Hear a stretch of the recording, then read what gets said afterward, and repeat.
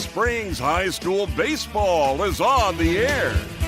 Denham Springs High School Baseball broadcast, a John Fine production. On Family Radio 91.9 FM Baton Rouge. On the net at johnfineproductions.com. And on YouTube. Please subscribe at DS Jacket Vision. With Yellow Jackets color commentator David Bourke and producer John Fine. Here now is your Yellow Jackets play-by-play announcer, Josh Ward.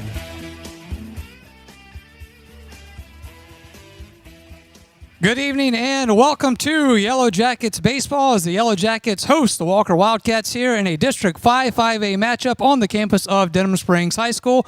I'm Josh Ward. Great to have you along here with us for the Sporting Center Yellow Jackets warm-up. As always, brought to you by Sporting Center, proudly serving Livingston Parish since 1977. At Sporting Center, they have everything you need from athletic equipment to school uniforms. So go see our good friends Stacy Phipps, James Adam McCants, and their terrific staff.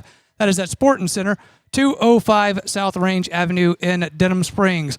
Great to have you along here with us on YouTube at DS Jacket Vision. If you are watching there, we always ask that you give it a like and subscribe. Great to have you here with us for Family Radio 91.9 FM and on the web at johnfineproductions.com as well. Again, Yellow Jackets and the Walker Wildcats District 5-5A matchup here, but got a lot going on as we got softball across the way at Northside Field taking on East Ascension in a district matchup there. We've got powerlifting wrapped up their season last week. We've got track going on, track and field rather, tennis, golf, all that stuff's going on. Coach Bourke and I will go around campus and get you caught up to date on all of those things that are happening. But speaking of Sports and Yellow Jackets warm-up, when we come back, we will be joined by the man himself, Mr. Stacy Phipps. We'll be joined right here with John Fine. It's a district matchup here from Denham Springs, Yellow Jackets and the Wildcats, and we're back after this timeout on the Sporting Center Yellow Jackets warm-up. Big Mike's Sports Bar and Grill has it going on. Happy hour 3 to 7 Monday through Saturday and all day on a Sunday.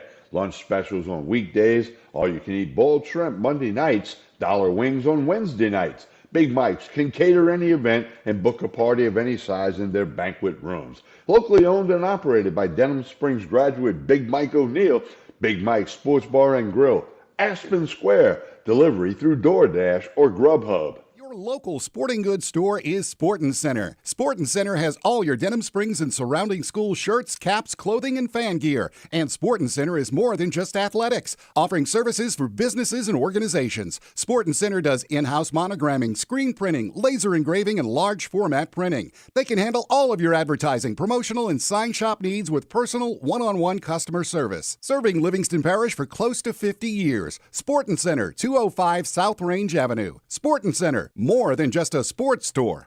Personal injury? Boyer, Hebert and Angel. Auto accidents? Boyer, Hebert and Angel. Workers' compensation? Boyer, Hebert and Angel. One law firm can handle all of your legal needs, and you don't have to fight big city traffic to find them. Mark Boyer, Dominic Amato, Lucas Schenk, and Allison Costanza have a team of 12 attorneys ready to assist you. The lawyers at Boyer, Hebert and Angel have invaluable experience that allows them to provide expert legal counsel that's professional, prompt, and productive. Small town values, big city results. Boyer, Hebert and Angel. Bank Plus makes it easier to bank. With extended drive-through hours plus 24/7 online and mobile banking, we're here when you need us. Lost your debit card? Get a new one instantly at any Bank Plus location. No waiting for the mail. And interactive teller machines offer drive-up personal service 7 a.m. to 7 p.m. Monday through Friday and 9 a.m. to 1 p.m. Saturdays. Your bank, your plus. Learn more at bankplus.net. Member FDIC. We welcome you back to Sporting Center Yellow Jackets Baseball. I'm John Fine, producer of Denham Springs broadcast. As tonight, it's Denham Springs against Walker. The first pitch coming your way at or about 6 o'clock this evening. And with us right now, a great friend of our broadcasts and the guy who's responsible for our haberdashery and our background here. He is Stacy Phipps, the owner of Sporting Center and a one-time Yellow Jackets baseball standout. Stacy, thank you for joining us. Really appreciate it. Thank you, John, for having me up. For those that are watching on YouTube, you could see our background right here. Look at this. Stacy, you did this. You designed it. You put it together. Yeah, Thank well, you. I think Josh helped us with that Oh, yeah. setup right there, though, and it turned out really nice. It's nice to see it when you're all Yeah. on the air. Everybody that I've talked to this season really said it stands out. Well, I need to bend down a little bit so people can see more of the background. Stacy, you want to come on Maybe down? I should do that right along with you. There you go. Yes. And our shirts as well, doing a terrific job. You almost make me look respectable. Almost. But then when I start to talk, the illusion is shattered. Well, it's really nice of you to let us do these shirts for you. We,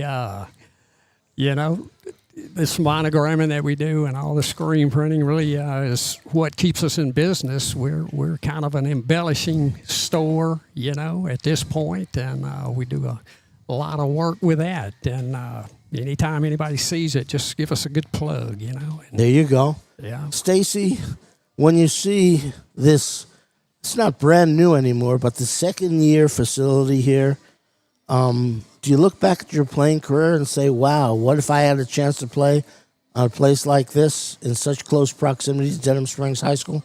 Well, we actually played right across the street back here behind where we're standing here. But, if we would have had this facility, I think I could have probably played and made a few less errors. I don't Okay. know. You'd be that an- infield looks You'd really be an nice. ex-major leaguer that I'm talking Well, to. I don't know if it got me that far, but we played right here in the parking lot of the football stadium. We had a field, and kind of a crazy story though.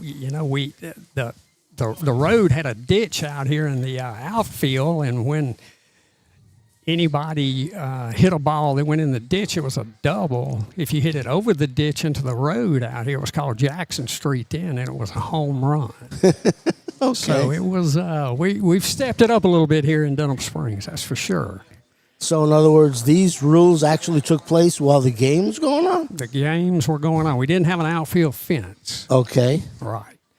And it faced in the same direction that this field is. So, just imagine having ditches along the side of the street out here.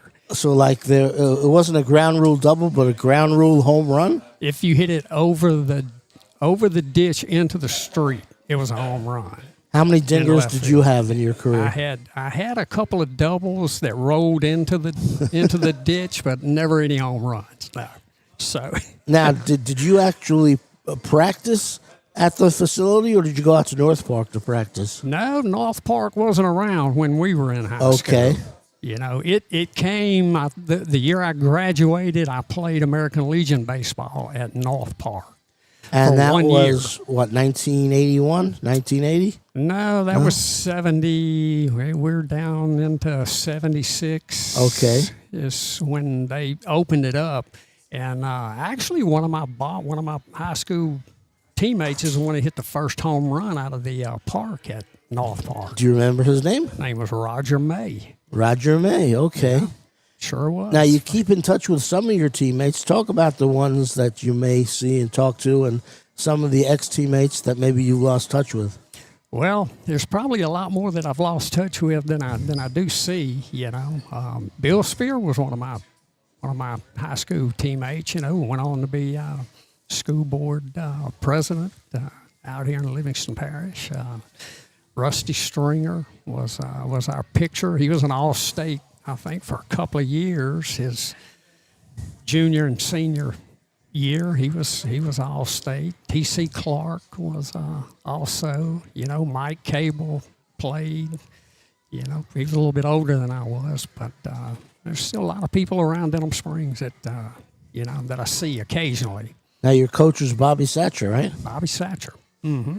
Was he just a football guy coaching baseball, or did he know the sport? He was more of a football guy. Somebody had to coach it, but we had the 4 years I was there. He was our coach, and later on I think we did have a baseball guy, Coach Bailey, if you remember. Oh, sure. him, Beetle Bailey. He came in after I was gone, but yeah, Coach Satcher. We did all right. I don't know, can't remember if we won any district championships or not, but we held our own. Now, the district was a lot different back then than it is in 2026, huh? It was. No Walker, no Live Oak? There was none. They were single A, maybe double A, whatever. Right. But, I don't ever remember even playing them in a baseball game or a football game back then, Who were some of the tougher teams in the district? Of course, we had Catholic High, Broadmoor, Central, the same teams that are still probably in the district. So in those days, Denham Springs was a lot smaller, right, than we are now, but big enough to be in 4A. I think it was right. back then. But 4A was the highest classification back then, right? That is correct. Yeah. All right. So, give us a scouting report on standout second baseman Stacy Phipps. You were an all-district player. I was all-district. I was. I made the all-district team, I think, twice. Thought I was a lot better than I really was. I got to go to Southeastern and try out, but that didn't last very long, and my baseball career ended right after high school. So, talk about the type of player you were. Well, I could, occasionally I did even get to pitch some. I did, when I first started, but second base ended up being my position, and I wasn't a power hitter. I could lay down a bunt and beat that out, and So you're sort of punch and Judy. It so was to speak? It was a 300 average right that's around pretty that. good. So that wasn't too bad, but I wasn't hitting any long balls or anything. So mostly, Did you turn a number of double plays? We turned a few. Okay. We did. Danny Bennett was our shortstop. That's another one that I kind of remember when you start thinking about it. But anyway, all right. Talk about what you learned playing baseball that you carried into your adult life, a very successful businessman as the owner of Sporting Center. What were some of the things that you think you carried through? Well, anytime you play sports, especially, baseball, football, basketball, it's a team sport, and you have to have people involved in what you're doing, no matter, what you're playing. And, business is kind of the same way. I mean, you got to have a good team around you, and, you're to be successful. I mean, that's part of both sports and business, is making sure you got the right team. And, for me, I've been doing sports are going to be 49 years in October the 1st. So now you're only 35 years old, so how's that possible? You're going to have to just about double that if you want to know the real age. So, but talk about how the Sporting Center has changed as the business world and the customer base has sort of changed as well. Well, anytime you're in business as long as we have seen a lot of changes. We started when we were using an old cash register that didn't even work. We just used it to put money in, and we wrote tickets. Now we have computers, and we have, look, we've modernized to the point where it's so much easier to keep up with inventory and your accounts receivables and your payables and that type thing. But it's just the way you do business. I mean, used to have people coming in constantly, and now your retail business has dropped off a lot. But look, we even have stores that we set up and sell merchandise to people in Denham Springs. Wow, that's terrific.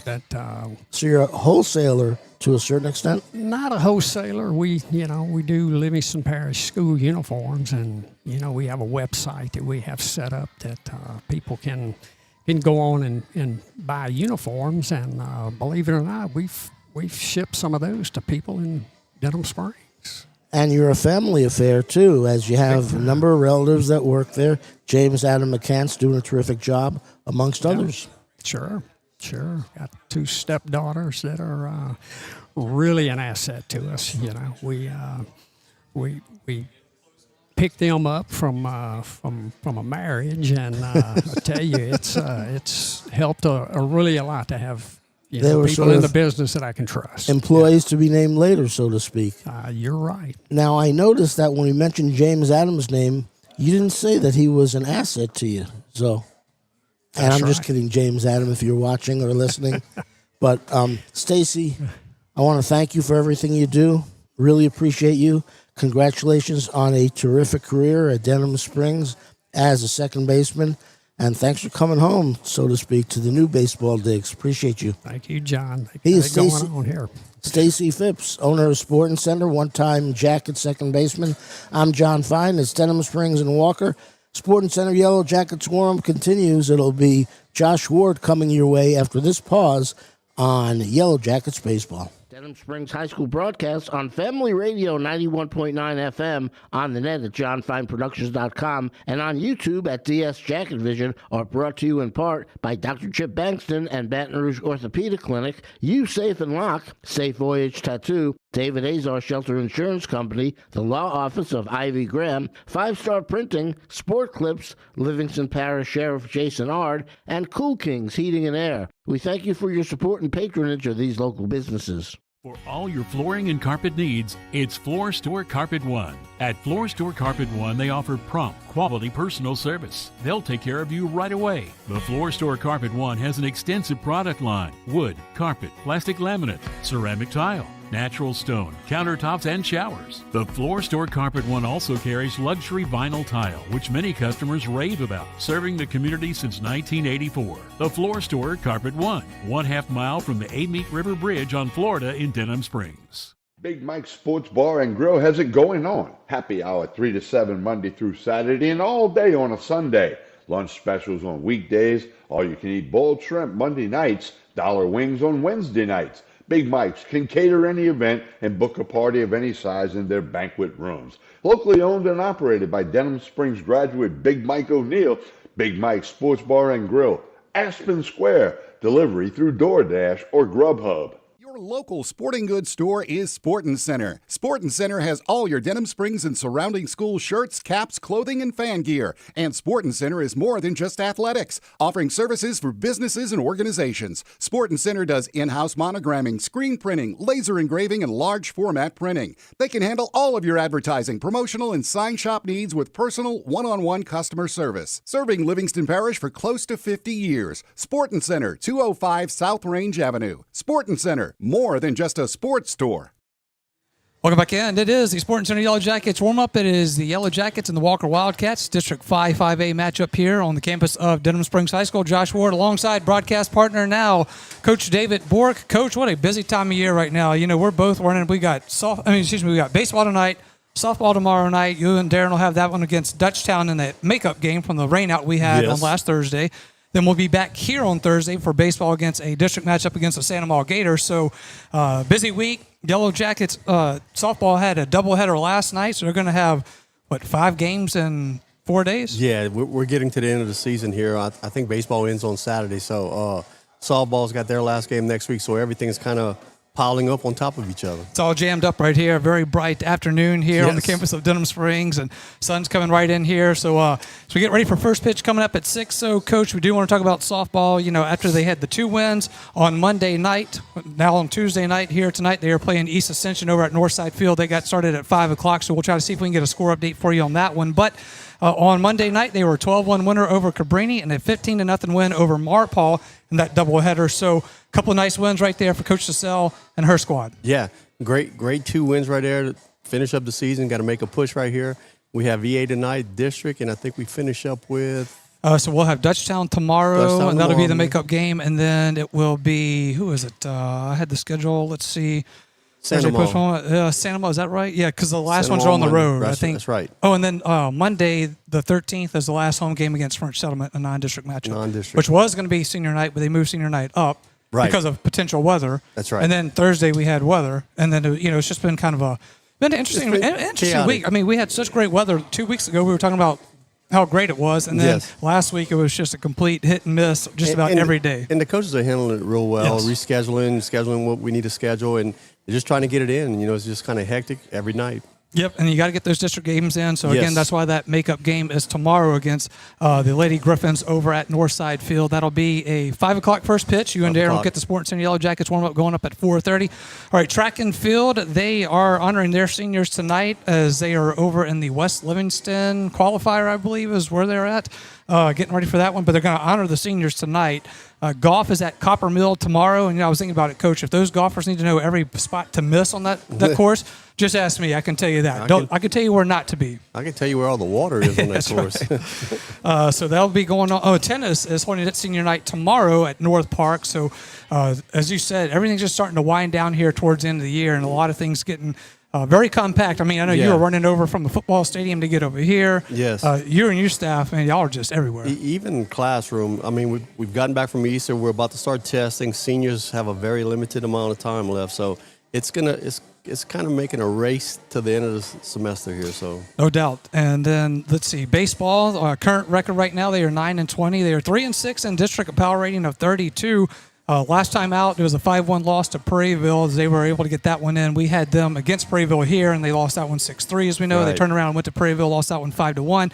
Again, here tonight against Walker in a district matchup, and then we will have them Thursday against the Gators here in a district matchup as well. So this one here, though, Coach, when the two parish rivals get together, you can always know there's going to be a little extra juice to it. Yeah, we got 2 good games to finish up on.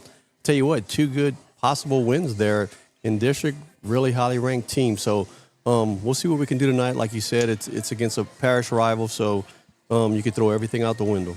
No doubt about that. And we're speaking of golf, I want to remind people about the DSAA golf tournament. That is on June 5th, 9 a.m.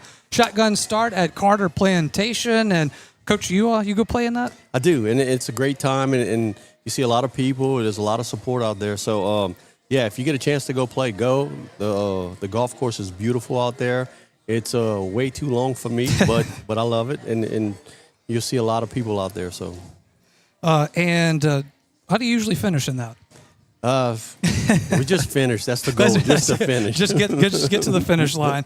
All right, so coaches, we kind of look at this one, just mention about how this is a rivalry game, and Walker's coming in with a pretty good record right now. They are sitting at number 9 in the power ratings. They are 21-9 overall. They are 6-3 in district. We know Coach Mike Forbes, really good coach, has kind of been around this area for a while. So when you look at this one, you know Coach Costello in his first year, but these are 2 at Denham Springs, but these are 2 coaches that are very familiar with each other. Yeah, Walker's playing real well right now. They're, like you said, they're number 9 in the power ranking.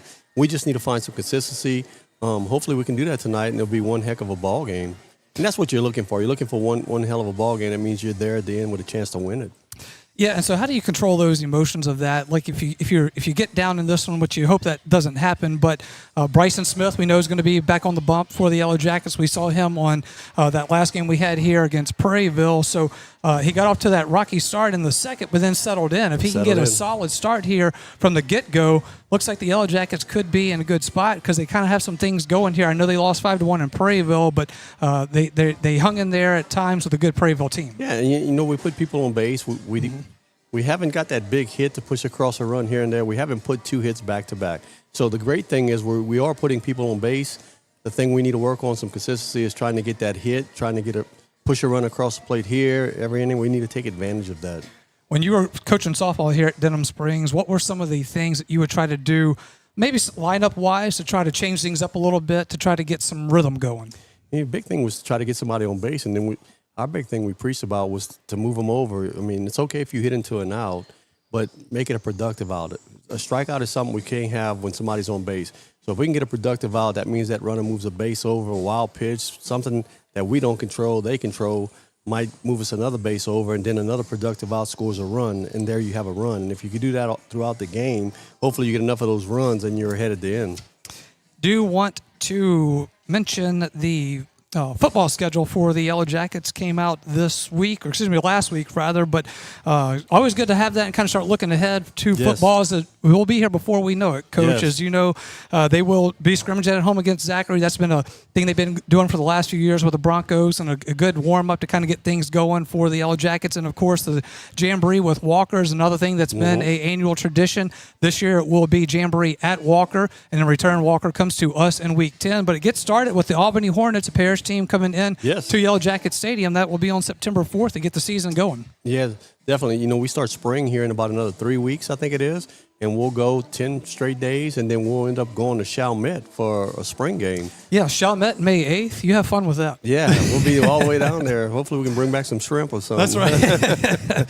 Well, actually, if you do that, I'll tell you what, I'll meet y'all wherever y'all go for that. I imagine Chalmette being out there on for that spring game is going to be a little warm, a little toasty. Yeah, which football is, you know, that's the thing we deal with in the summertime. The heat will be back. It'll be Louisiana weather, and here we go. And what are some of the things that y'all do conditioning-wise to get the Yellow Jackets ready for that? Because it's no doubt y'all are out there on the turf field with that heat beating off of it. I know there's a lot of protocols that y'all do to keep players safe and hydrated and all those things. What are some of those protocols, and how do you keep the kids, cool? You know, our kids are pretty smart. They're educated. Coach Ryan does a great job in the weight room. Plus, he does a great job outside when we're on the turf. So we always have water available or whatever they need. We have liquid IV, we have Powerade, whatever it is. Our kids drink. They know to drink. You'll see them walking around with a container during class. So they do a great job of doing that. So we kind of prepare for that, and then you just got to follow the state protocols and the parish protocols the way it is. That's why I love Coach Beard. We follow those parish protocols and everything, but we use it, kind of make it into a game situation. A lot of coaches take that when it's too hot to practice, and they'll complain about it. That's an opportunity for us to maybe have a halftime. We call it a halftime break, if you will. And we're going in, and coaches are coaching still inside. And then when it gets below that threshold, we come right back out and practice, or we finish up. It might not be as long, but we use it to our advantage, and Coach does a great job of doing that. So all of our coaches do that. Instead of sitting there and complaining, we can't control that, but we can control what we do and how we react to it. So. All right, absolutely. Well said. I know y'all are going to be gearing up for that, and it should be a fun season. And, you have that first game at Albany, and then you go three weeks on the road at Central, at Woodlawn, at Prairieville to start your district play. And, it's always going to be a competitive district. Week 2 when you get Central, that's always going to be a big one. So it's exciting that that's coming up soon. But before we get to that, obviously we got baseball and softball to wrap up here. And again, lots of other things going on around Denham Springs. We are going to take a timeout. When we come back, we will get you starting lineups here from Denham Springs High School. Again, it is the Yellow Jackets and the Walker Wildcats District 5-5A matchup here on a Tuesday night on the campus of Denham Springs High School. We're back after this on the Sporting Center Yellow Jackets warm-up. Demco is more than just an electric company. We're your local member-owned co-op, your neighbors, your family, and your friends. Our not-for-profit structure means that we can invest in youth programs that empower the next generation to grow, lead, and make a difference. It's all part of our mission to strengthen our communities and create a brighter future for all. Demco, powering life and community. That's the cooperative difference. With Bank Plus, your account is always just a tap away. Bank anywhere, anytime with free Bank Plus mobile banking. Pay bills, transfer funds, and check your account day or night with the Bank Plus mobile app. Deposit checks with the snap of a photo. Keep tabs on your account with transaction alerts. Lost your debit card? Disable it instantly from your smartphone. Then, turn it back on when you find it. Your bank, your plus. Learn more at bankplus.net. Member FDIC. Denham Springs High School broadcasts on Family Radio 91.9 FM, on the net at johnfineproductions.com, and on YouTube at DS Jacket Vision are brought to you in part by Duke Seafood and Steakhouse, Brandon Rishu with Smart Move Real Estate, Livingston Parish Clerk of Court Jason Harris, Hunt's Tire Pros and Car Care in Central, Coconut Willie's Daiquiris, Triton Outpatient Clinic, El King Company, and Todd Caruso, Attorney at Law. We thank you for your support and patronage of these local businesses. Since 1898, the Livingston Parish News, an award-winning media outlet, has served as a news source for our community. The Livingston Parish News is available in print and online at www.livingstonparishnews.com. For complete and comprehensive coverage of what is making news in Livingston Parish, as well as Livingston Parish sports, we have you covered. Opinions, politics, lifestyle, and the arts. No matter how big or small the story, the Livingston Parish News is your source for community news in our parish. Serving Livingston Parish for more than 120 years, it's the Livingston Parish News. Personal injury? Boyer, Abair, and Angel. Auto accidents? Boyer, Abair, and Angel. Workers' compensation? Boyer, Abair, and Angel. Angel. One law firm can handle all of your legal needs, and you don't have to fight big city traffic to find them. Mark Boyer, Dominic Amato, Lucas Schenk, and Allison Costanza have a team of 12 attorneys ready to assist you. The lawyers at Boyer, Aber, and Angel have invaluable experience that allows them to provide expert legal counsel that's professional, prompt, and productive. Small town values, big city results. Boyer, Aber, and Angel. You are our first priority at Innovative Audio. Innovative Audio offers the very best selection of mobile audio and video, window tint, and vehicle security. Innovative Audio's installation and tinting is the finest in the industry. And Innovative Audio's work comes with lifetime warranties on all audio, video, and tint installations. Most importantly, Innovative Audio specializes in serving you. You are our first priority at Innovative Audio, 1400 South Range, Denham Springs. Visit us on Facebook. As we welcome back in to the Sporting Center Yellow Jackets warm-up, it is the Yellow Jackets and the Wildcats, District 5-5A matchup. It is going to be here live on YouTube at DS Jacket Vision. As always, ask you to give it a like and subscribe. We come to you on Family Radio 91.9 FM and on the web at johnfineproductions.com. As we are getting ready for the starting lineups, we will go ahead and give you the starting lineups as well. We will start with the visiting Walker Wildcats. It will be leading off shortstop It'll be leading off shortstop Carter Aber. Batting second baseman Jaden Ard.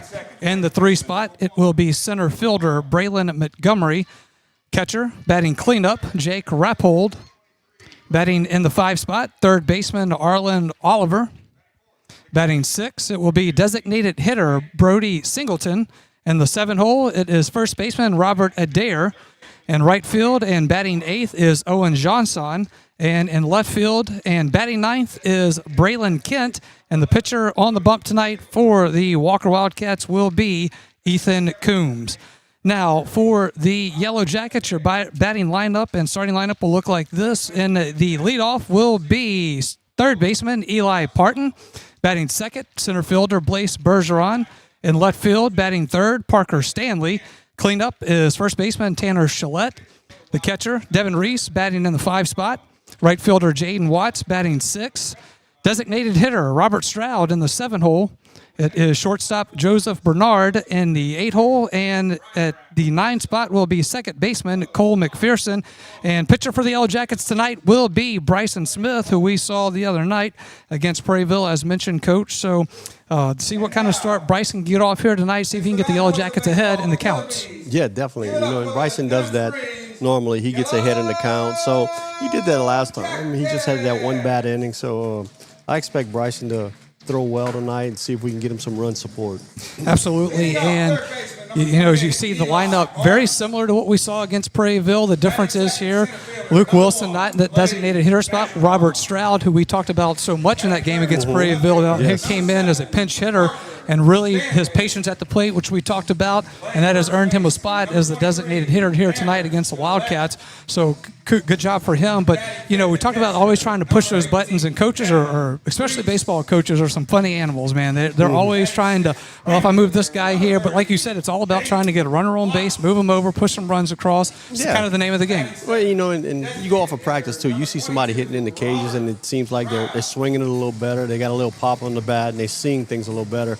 So they got a gut feeling and put him in the lineup and see what he can do, and hopefully it works out. I mean, that's all coaches are doing. They're playing chess out there, so hopefully he's just trying to find the right combination. Yellow Jackets, again, 9-20 overall in the season. They are 3-6 in District 5-5A play, number 32 in the power ratings currently, and the Wildcats of Walker, 21-9 overall. They are 6-3 in district, and they are number 9 overall. And let's just take a quick look at the district standings there. You got Dutchtown, Prairieville, and Walker all at the top. Dutchtown at 7-2, Prairieville at 8-3, Walker at 6-3. So a little top heavy there for the district. Yeah, district's real tough, really competitive. So we'll see how it shapes up. We are going to take a timeout for the national anthem. When we come back, it'll be first pitch here on the Sporting Center Yellow Jackets warm-up. Peak Performance Physical Therapy has been serving the wonderful people of Livingston Parish for over 20 years now. This is Ben Wilson, Denham Springs High School, class of 98. And the much younger Stephen Wilson, class of 2003. We are honored to have the opportunity to help those in our community return to a normal way of life following injury. From the geriatric population to the young athlete, we are committed to helping you become stronger, faster, and better. So for all of your physical therapy and rehab needs, come see us at Peak Performance Physical Therapy located in Denham Springs at 145 Aspen Square, or visit our website at peakperformancephysicaltherapy.com. Denham Springs High School broadcasts on Family Radio 91.9 FM, on the net at johnfineproductions.com, and on YouTube at DS Jack and Vision are brought to you in part by Cypress Pharmacy and Gift Shop, Sport Clips, Modad Companies, Baton Rouge KOA Campground of Denham Springs, Dr. Brandon Wax, the Eye Center of Denham Springs, Shea Landry Milestone Title, Livingston Parish Assessor Jeff Taylor, and Brandon and Courtney Rishu with Whistle Stop Cafe. We thank you for your support and patronage of these local businesses. For all your flooring and carpet needs, it's Floor Store Carpet One. At Floor Store Carpet One, they offer prompt, quality personal service. They'll take care of you right away. The Floor Store Carpet One has an extensive product line: wood, carpet, plastic laminate, ceramic tile, natural stone, countertops, and showers. The Floor Store Carpet One also carries luxury vinyl tile, which many customers rave about, serving the community since 1984. The Floor Store Carpet One, 1/2 mile from the Amite River Bridge on Florida in Denham Springs. Welcome back in to the Sporting Center Yellow Jackets warm-up. That will do it for the Sporting Center Yellow Jackets warm-up. As always, Sporting Center proudly serving Livingston Parish since 1977. At Sporting Center, they have everything you need, from athletic equipment to school uniforms. So go see Stacy Phipps, James Adam McCants, and our terrific staff at Sporting Center. That is 205 South Range Avenue in Denham Springs. Again, remind everyone, we come to you on YouTube at DS Jacket Vision. Make sure you give it a like and subscribe. We're on Family Radio 91.9 FM and on the web at johnfineproductions.com. Lamine Figueroa back to the studio. Chris Ledoux on the camera for us tonight. On-site producer Darren Ferrente. John Fine with us as well. Broadcast partner David Bourke right here with me. Coach, we're ready to get this one on the way.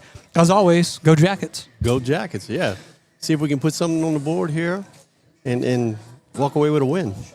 Well, again, as mentioned, Bryson Smith will be on the bump for the Yellow Jackets. And we talked about that masterful night he had at Live Oak a couple of weeks ago, where it was a one-hit shutout, I believe, against the Eagles. And then that's kind of probably his highlight game of the year, I would say.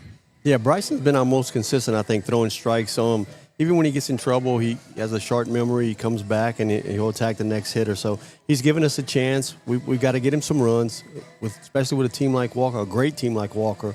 Hopefully he can keep it there, and in the last inning we can try to figure out who can win it.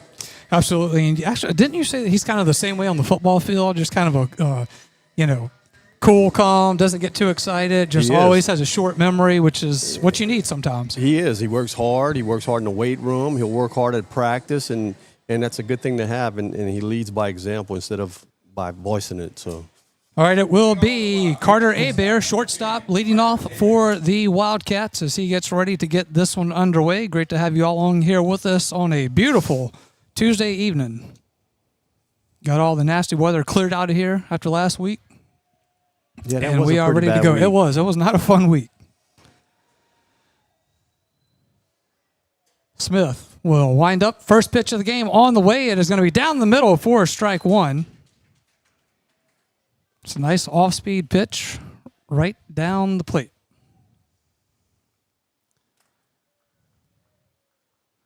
A 1 pitch on the way.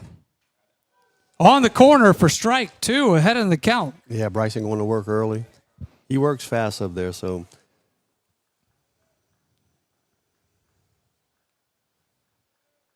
0-2 pitch on the way. Going to be swung on, fouled down the third base side, and we'll keep the count at 0-2. Yeah, he tried to get a curveball past him right there. Good curveball.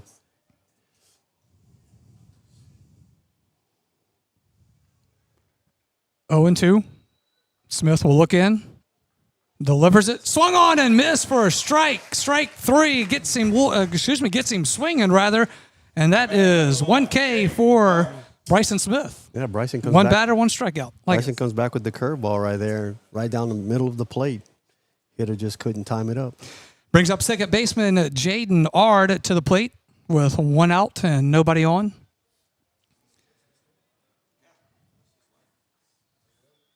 Smith will look in. Wind up. Delivers it. On the corner for strike one. Bryson filling it early here with two batters, and he has thrown mostly strikes with a strikeout.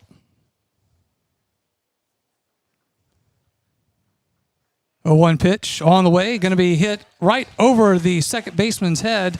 It's right over McPherson. Watts will get it in, and it is a runner on first. He did a good job of hitting there, hitting towards the right side, letting the ball get deep in the zone. So with a runner on first and one out, brings up the center fielder, Braylon Montgomery, to the plate.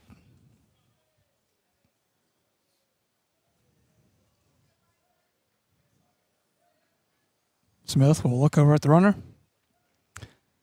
Now looks in, delivers, inside for ball one. That's his first ball. As is his first ball.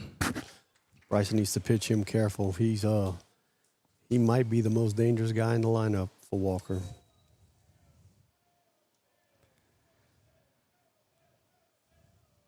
Throw over to first.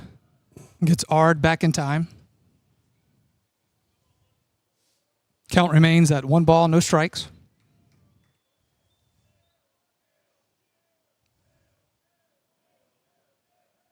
Smith will look in. Roxon fires it. Going to be swung on. Hit to Bernard at shortstop. Gets it over to first. Over to second. Then over to first for the double play. So Walker will go down in order 1, 2, 3, but they will have no runs on one hit. One runner left on base. We go to the bottom of the first. It is Yellow Jackets baseball. You know, Demco is more than just an electric company. We're your local member-owned co-op, your neighbors, your family, and your friends. Our not-for-profit structure means that we can invest in youth programs that empower the next generation to grow, lead, and make a difference. It's all part of our mission to strengthen our communities and create a brighter future for all. Demco, powering life and community. That's the cooperative difference. Your local sporting goods store is Sportin' Center. Sportin' Center has all your Denham Springs and surrounding school shirts, caps, clothing, and fan gear. And Sportin' Center is more than just athletics, offering services for businesses and organizations. Sportin' Center does in-house monogramming, screen printing, laser engraving, and large format printing. They can handle all of your advertising, promotional, and sign shop needs with personal, one-on-one customer service. Serving Livingston Parish for close to 50 years. Sportin' Center, 205 South Range Avenue. Sportin' Center, more than just a sports store. Welcome back in. Yellow Jackets baseball. Coach, help me out with that. I'll be honest. I saw it go to McPherson, to Bernard at shortstop, and then the sun kind of caught me in the eye here. I know it was a double play. Was it Bernard to McPherson over to Shillette? Yeah, that's exactly what it was. wanted to clear that up. I got a little lost in the sunlight there. Bryson does what he normally does. You know, he throws ground ball out, so hopefully he can continue to do that for 7 innings. Plus, he got, like I said, the most dangerous hitter. The young man that was up is actually an Oklahoma commit. Yeah, that is Braylon Montgomery. Yes. And I actually recall that name from last year. He's got to be a senior this year. Let me see our roster here real quick. So as the game goes on, we'll see how we pitch to him through the night. Bryson went after him right there, and we got the ground ball. Yeah, let's see. He is, senior outfielder. Braylon Montgomery, and headed to Oklahoma. Could be seeing him at Alec Box here in a couple years. Yes. For the wrong team. He definitely has the transfer bill portal. for it. He definitely has the bill for it, that's for sure. All right, Coach, will be Eli Parton leading off for the Yellow Jackets. He's at third base defensively, and see if he can get the Yellow Jackets off to a start here on the offensive side. Yeah, Eli hitting from the left side gives us a chance. Can lay one down, keep the defense guessing. We'll see if we can get him on. Right-handed pitcher Ethan Coombs for the Wildcats on the mound. And he is ready to fire it. And he does. On the corner for strike one.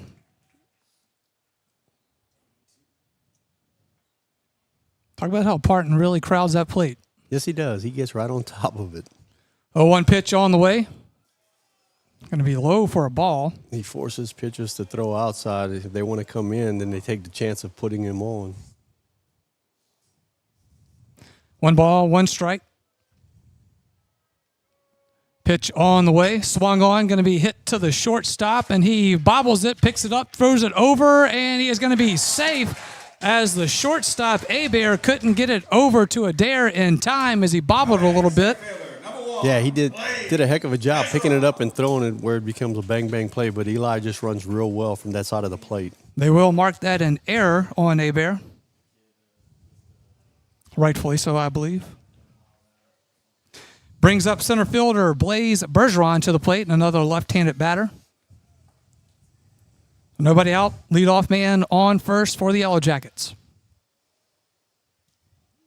See if Coach decides to let him swing away or bunt here. Pitch on the way, showing bunt. He will lay it down. It goes right to the pitcher. He gets it over to first. Runner is out at first, but moves the runner over to second. Bergeron lays a perfect bunt down the first base side. Yeah, the pitcher does a great job of getting over there and covering the line. He made a heck of a play because Blaze got down the line quickly there, made it a bang-bang play. Yep. I mean, just laid it down beautiful there for Bergeron. He's out at first, first out of the inning for the Yellow Jackets, but they do have runner at second as he moves Eli Parton over to second. And it brings up left fielder Parker Stanley to the plate. First pitch on the way to Stanley, going to be inside for a ball.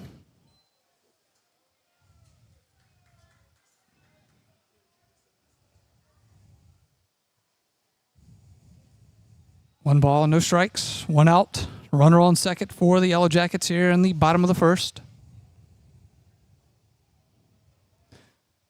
1-0 pitch on the way. Low and away for ball 2.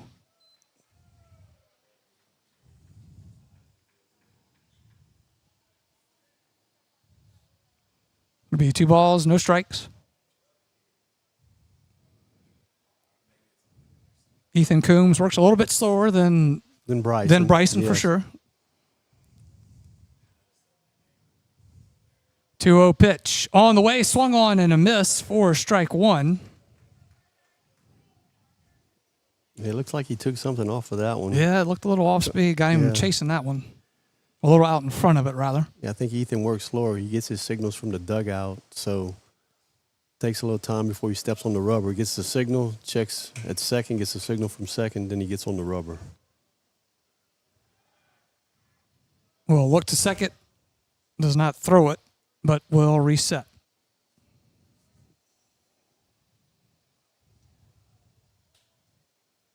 Yep, much slower pace than we're used to when Bryson is out there, no doubt. Yeah, he's getting 2 sets of signals there. He gets the signal from the second baseman, then he gets the pitching call from the dugout. We'll throw it to second. Parton back in time.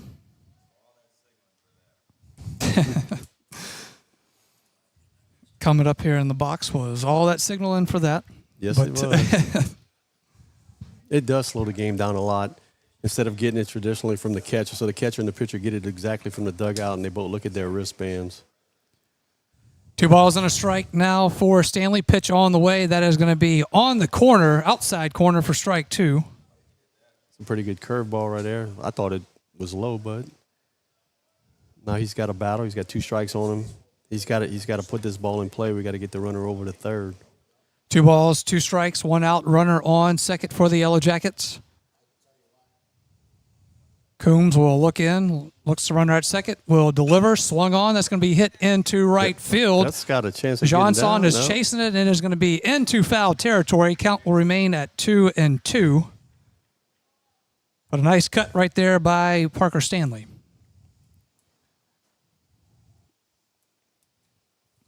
Talk about the lights playing tricks on you. For us up here, it's the sun playing tricks on us. It is right in our face. I know when that ball went up, it looked like it had a chance to get down on the line there. And the right fielder's playing over it towards the hole, so I didn't think he would get there in time. But we'll do it again with 2 balls and 2 strikes. Coombs will look to second, fix the throw.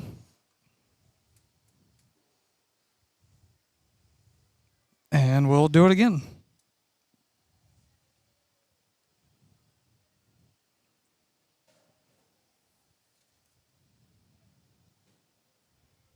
Two balls, 2 strikes now for Stanley. 2-2 pitch on the way, swung on, going to be hit foul down to the third base side, and count will stay at 2-2. That's a great job extending that bat there. The more pitches we can make him throw in the first, the better off we'll be towards the end.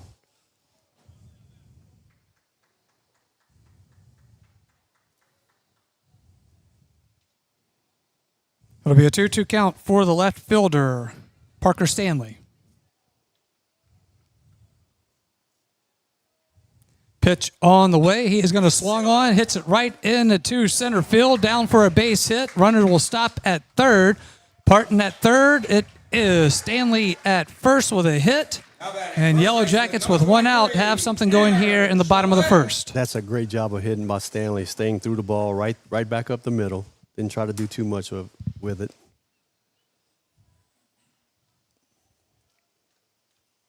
And just again, we talked about it last game, and not to sound like a broken record, but the patience that the Yellow Jackets show at the plate, waiting for their right pitch. Right, and we've actually done a great job. Even the score doesn't represent it, but we've done a great job in the last game. This game looks like we're starting off the same way, getting pitches in our hands, taking good cuts at it. First pitch to first baseman Tanner Gillette at the plate as they ball. So it'll be 1 ball, no strikes for Gillette, with runners on the corners with 1 out. 1-1 pitch on the way, fouled back into the backstop for strike 1. Good swing at a good pitch right there. Wonder how long Coach will wait before we maybe start the runner or put something on.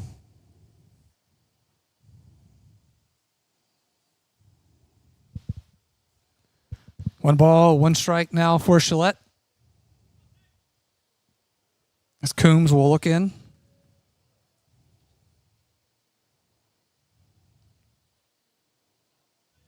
And Gillette will step out. So it's 1 ball, 1 strike, 1 out. Again, runners on the corner. Yellow Jackets 1 hit so far in this bottom of the first. Coombs will check third, check first, and reset. Coach, you got a softball score update for us with the Yellow Jackets and the Spartans? 9-3. 9-3, top of the 6th. Ball going to be outside for ball 2. Reminder that tomorrow it'll be the Yellow Jackets and the Griffins of Dutchtown in a softball district matchup at Northside Field. 5 o'clock first pitch, 4:30 Sports Center Yellow Jackets warm-up. 2-1 pitch on the way. Gillette will put a bat on it, goes to second base, over to the shortstop, and it'll be a double play for the Wildcats. So it will be no runs on 1 hit, 1 error, 2 left on base, and we go to the top of the second. Scoreless here. It is Yellow Jackets baseball. Bank Plus makes it easier to bank. With extended drive-through hours plus 24/7 online and mobile banking, we're here when you need us. Lost your debit card? Get a new one instantly at any Bank Plus location. No waiting for the mail. And interactive teller machines offer drive-up personal service 7 a.m. to 7 p.m. Monday through Friday and 9 a.m. to 1 p.m. Saturdays. Your bank, your plus. Learn more at bankplus.net. Member FDIC. Big Mike's Sports Bar and Grill has it going on. Happy hour 3 to 7 Monday through Saturday and all day on a Sunday. Lunch specials on weekdays. All you can eat boiled shrimp Monday nights. Dollar wings on Wednesday nights. Big Mike's can cater any event and book a party of any size in their banquet rooms. Locally owned and operated by Denham Springs graduate Big Mike O'Neill, Big Mike's Sports Bar and Grill, Aspen Square, delivery through DoorDash or Grubhub. Welcome back in. It is Yellow Jackets baseball. So we are scoreless through 1 here on the campus of Denham Springs High School on a bright, sunny evening after a nasty week where we saw games postponed and moved and a lot of makeup dates happening this week because of that for a lot of the area teams. I was looking at the box scores after we were rained out, and only a handful of games were able to get in last Thursday. Yeah, it was pretty bad. I'm hoping that was the last cold front to come through. I hope so too.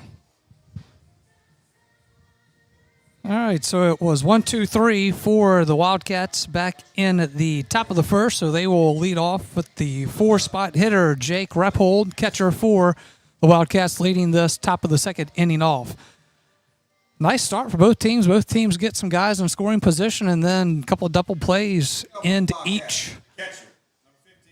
Yeah, it'll be interesting. Kind of what you expected to see in this one. Hopefully, I'll take a game like that, because that means we got a chance at the end to win it. I know some people at home would probably wish that we would run away with it, but this will be a close one if we play the way we're capable of playing. Walker is real good. Rappold will step in to the box. Smith will rock and fire. First pitch to him is going to be low for a ball.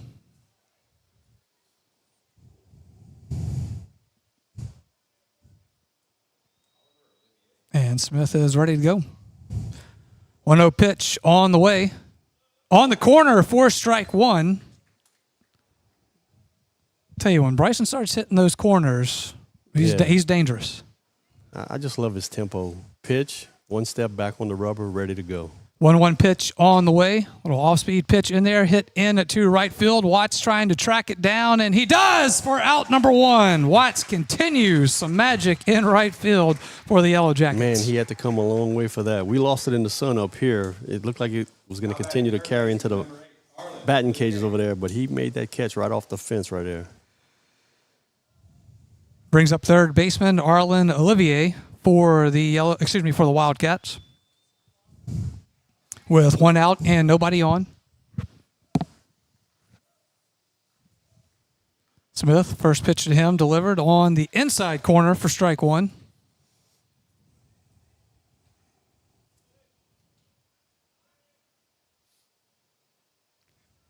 A 1 pitch on the way, on the outside for a ball. Evens up the count at 1 ball and 1 strike. One out here, top of the second inning. Wildcats at the plate. 1-1 pitch on the way. Going to be fouled on the first base side for strike two. I'll tell you, Bryson's got a decent curveball.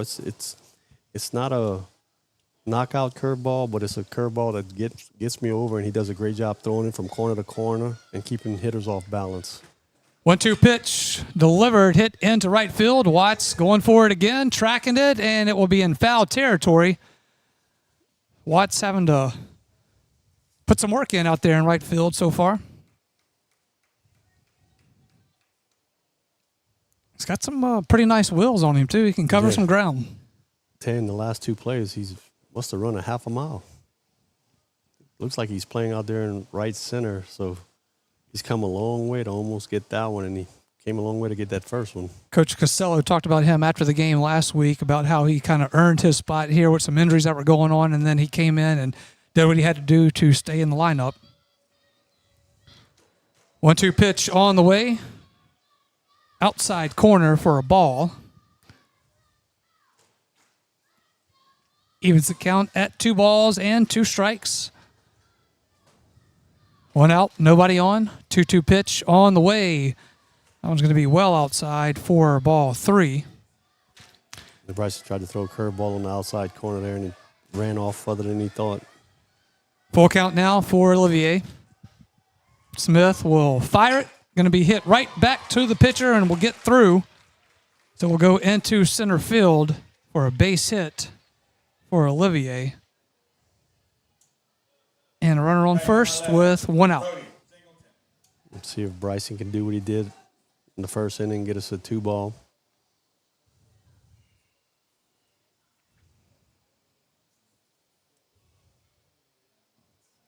Brings up to the plate, designated hitter, Brody Singleton.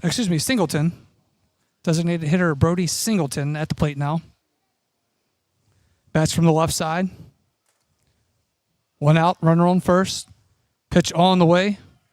Low and away for ball 1.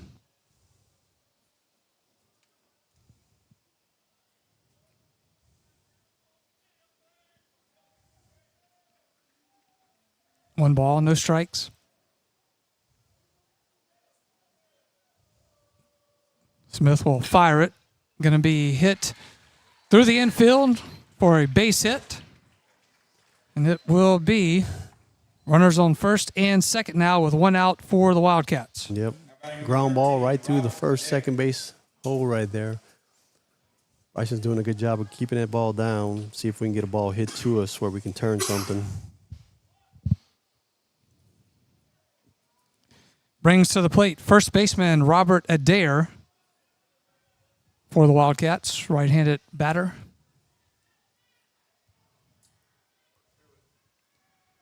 Smith will look at the runner at second. We'll fire it now. Going to hit that outside corner for strike one. Throws a good curveball for strike one. The ball was running off the plate.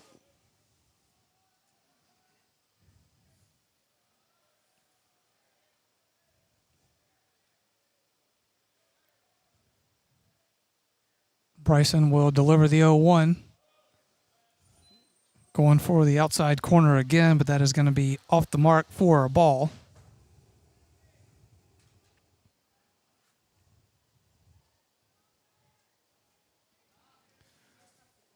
One ball, one strike. 1-1 on the way, swung on, hit past Parton at third base. Runner is coming around. We'll get the throw in. So one run will come in.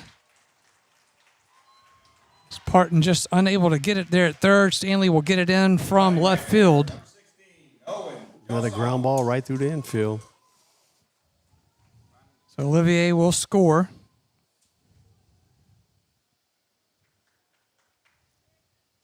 Got Singleton at second. Adair at first, and brings up the right fielder, Owen Johnson.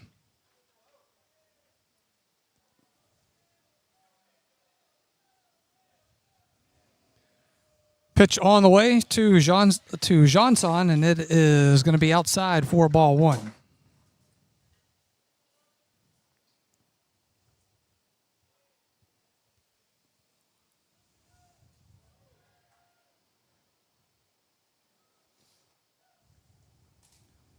One 0 pitch on the way, outside ball two.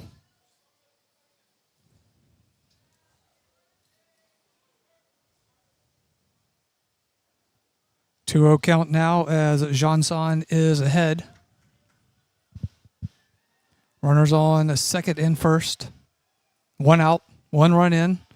2-0 pitch on the way, hit right past Bryson Smith, but it is going to be a force out at second. Then the throw over to first is in time for another double play, but it will be one run on 3 hits. It is no errors, 2 left on base.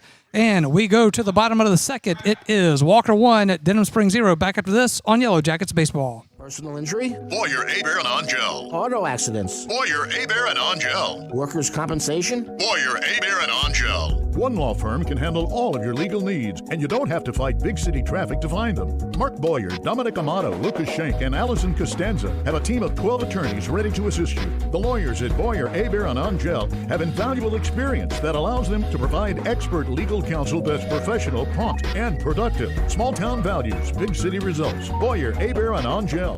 Denham Springs High School broadcast on Family Radio 91.9 FM, on the net at johnfineproductions.com, and on YouTube at DS Jacket Vision are brought to you in part by Dr. Chip Bankston and Baton Rouge Orthopedic Clinic, You Safe and Lock, Safe Voyage Tattoo, David Azar Shelter Insurance Company, the Law Office of Ivy Graham, 5-Star Printing, Sport Clips, Livingston Parish Sheriff Jason Ard, and Cool Kings Heating and Air. We thank you for your support and patronage of these local businesses. Welcome back in. It is Yellow Jackets Baseball coming to you on YouTube at DS Jacket Vision. As always, give it a like and subscribe. Keeps you up to date on all things happening here at DS Jacket Vision. We are coming to you on Family Radio 91.9 FM and on the web at johnfineproductions.com. Josh Ward alongside Coach David Bourke. Great to have you along here with us for this District 5-5A matchup between the Yellow Jackets and the parish rival, Walker Wildcats. Wildcats get on the board there in the second with a run coming across, but nice double play to end the inning, and it starts off Yellow Jackets at the plate will be catcher Devin Reese. First pitch on the way to him, swung on for a foul. I think he tipped it. Yeah, Devin jumped all over that one.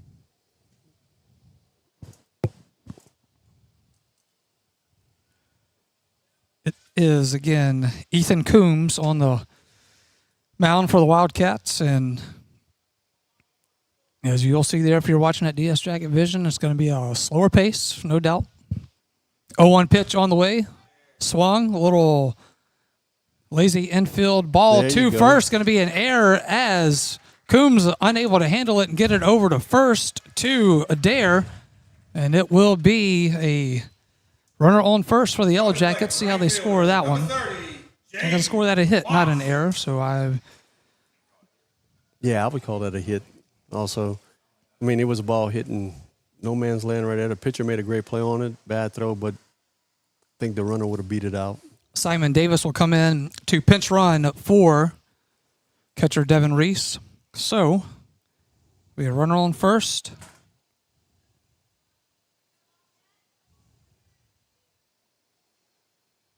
It brings up to the plate right fielder Jaden Watts. See if we bunt him over, try to get that run. There it is. It is showing bunt. We'll put it down, goes right to Coombs at the mound. We'll get it over to first to Adair for the first out, but moves the runner over yet again. Same position we were last inning. We just got to find out. We got to get that hit right here. Runners at first and third. We got to get that big hit. So Simon, as a pinch runner, will be at second base now. Watts will be the first out of the inning and bring it up.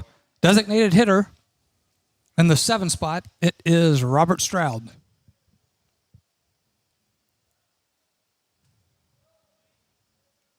First pitch to Stroud on the way, going to be inside for ball one. I thought that was going to be a close one. Good looking pitch right there. It was. I was waiting for the strike call. But Stroud's looking for one thing. I think he pinch hit the other night in the live game, man. He got a hole of one. So if he gets one in his hands, can be some fireworks right here. Batting from the left side, he kind of crowds the plate as well. 1-0 pitch on the way. Swung on and a miss. Strike one. Came back with an off speed right there. I think Stroud was sitting fastball. Be 1 ball, 1 strike to Stroud. Runner on second for the Yellow Jackets with 1 out. 1-1 pitch on the way outside for ball 2. So far in 2 innings, we've been really selective at the plate, which is a good thing. We just can't get that big hit when we got somebody on.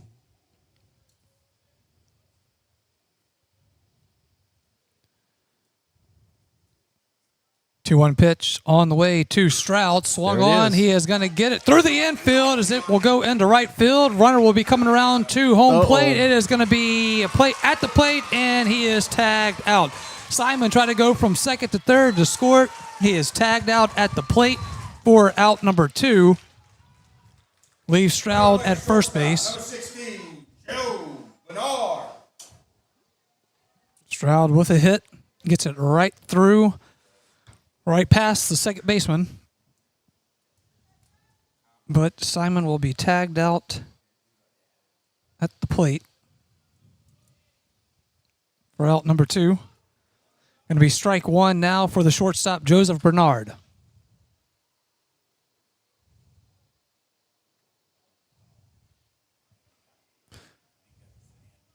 So 2 outs now for the Yellow Jackets with a runner on first. 0-1 pitch to Bernard on the way. Will get past the catcher. It'll be a pass ball, and it will move Stroud over to second.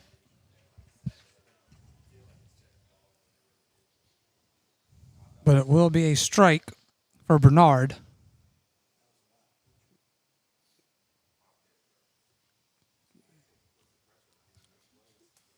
Curveball. Maybe cross the catcher up. Off the catcher's glove. Coach Costello having a little quick word with Bergeron. Yeah, trying to slow down the inning, give Bryson a little bit more rest. Yeah. It's already 2 outs.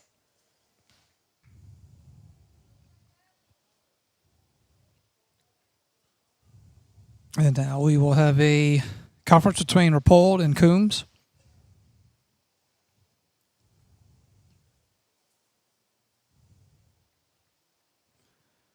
And we'll get it all reset now with an 0-2 count for Bernard.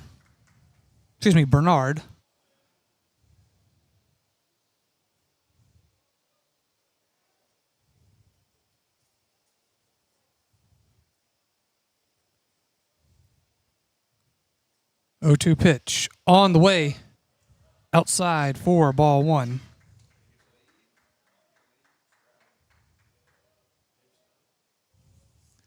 Bottom of the second inning here.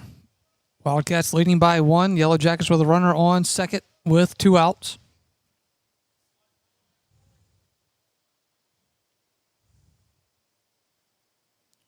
One-two pitch on the way, going to be hit to the second baseman, Ard. He gets it over to first to Adair to end the inning. It will be no runs on 2 hits. It is no errors, 1 left on base, and we go to the top of the third. Walker 1, Denham Springs 0. Back after this, it's Yellow Jackets baseball. You know, Demco is more than just an electric company. We're your local member-owned co-op, your neighbors, your family, and your friends. Our not-for-profit structure means that we can invest in youth programs that empower the next generation to grow, lead, and make a difference. It's all part of our mission to strengthen our communities and create a brighter future for all. Demco, powering life and community. That's the cooperative difference. Since 1898, the Livingston Parish News, an award-winning media outlet, has served as a news source for our community. The Livingston Parish News is available in print and online at www.livingstonparishnews.com. For complete and comprehensive coverage of what is making news in Livingston Parish, as well as Livingston Parish sports, we have you covered. Opinions, politics, lifestyle, and the arts. No matter how big or small the story, the Livingston Parish News is your source for community news in our parish. Serving Livingston Parish for more than 120 years, it's the Livingston Parish News. Welcome back in. It is Yellow Jackets baseball as we go to the top of the third inning. Wildcats will be coming to the plate.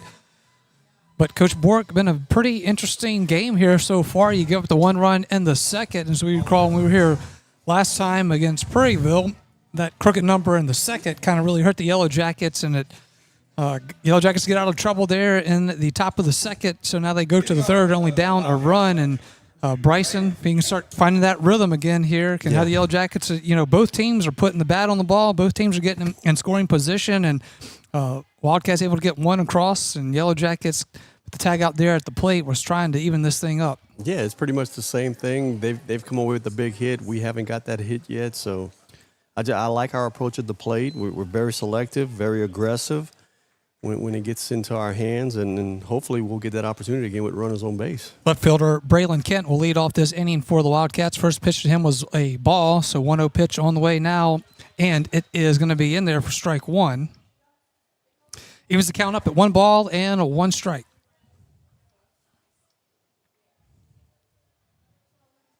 One pitch on the way, going to be hit to the mound. Smith is able to make a stop, and he gets it over to first in time. So it will be Smith over to Shalette at first for a nice play, and Smith had to really make a move to get that one as it was going off his right side. Yeah, Bryson does a good job. He will attack it, that's for sure. Goes to the top of the lineup now to shortstop Carter Abear. He struck out. Leading off the top of the first. Showing bunt. Lays it down, and it goes foul down the third base side. Yeah, he saw Eli playing a little deep there, tried to get one down on the line, sneak one in, and get the bag. Bryson got him in the first with a good curveball.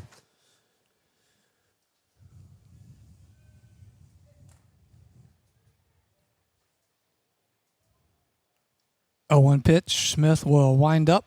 Delivers, going to be swung on and hit into foul territory on the third base side again. For strike 2 as Bryson will work ahead.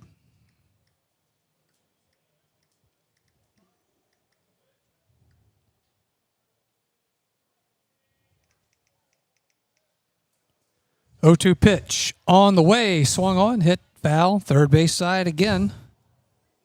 Bryson seems to be pounding it inside.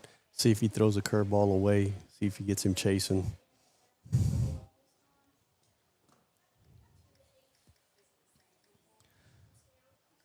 Oh, 2 pitch delivered, swung on. This one's going to be hit first base, back into the netting now. Count will remain at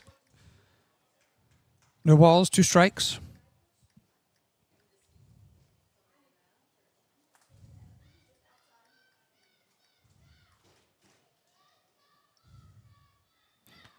0-2 pitch coming in high for ball one.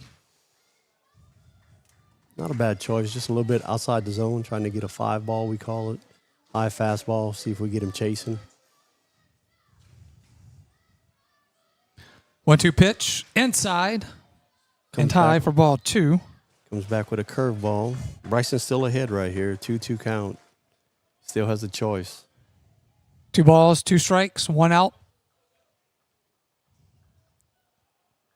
2-2 pitch coming in, swung on, popped up into the air. Smith was going for it. Now first baseman Gillette will get underneath it and make the catch for out number 2.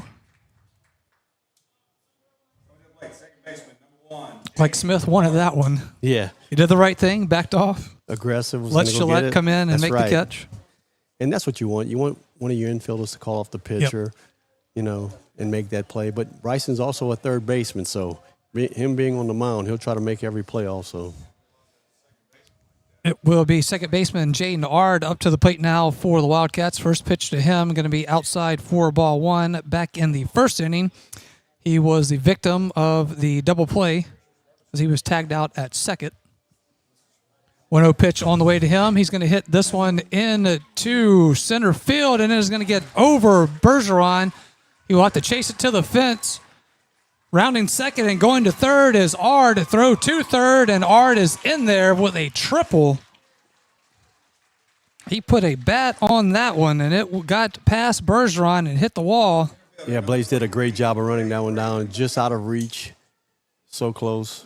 Guy made a good swing. Now you face the Oklahoma commit here and see how he pitched him. He pitched him well in the first inning. See what he does here. It is Braylon Montgomery, center fielder, now at the plate. I think, Coach. Yep, they're going to walk him. Yep, they're going to go ahead and intentionally walk. Brings up the catcher, number 15, Jake Rapold. That's a good call right here by Coach. 2 outs. We're trailing by 1. We need to get 1 anyway and let somebody else try to beat us instead of him. You got runners on the corners. And you have Rapold, who popped out into right field back in the second inning. 1-0 lead here for the Wildcats. District 5 5A matchup on the campus of Denham Springs.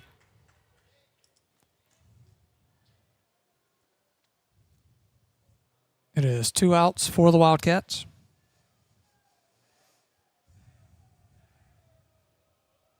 Pitch on the way. That is going to be hit to center field. Bergeron going back. He will get underneath it and makes the catch for out number 3.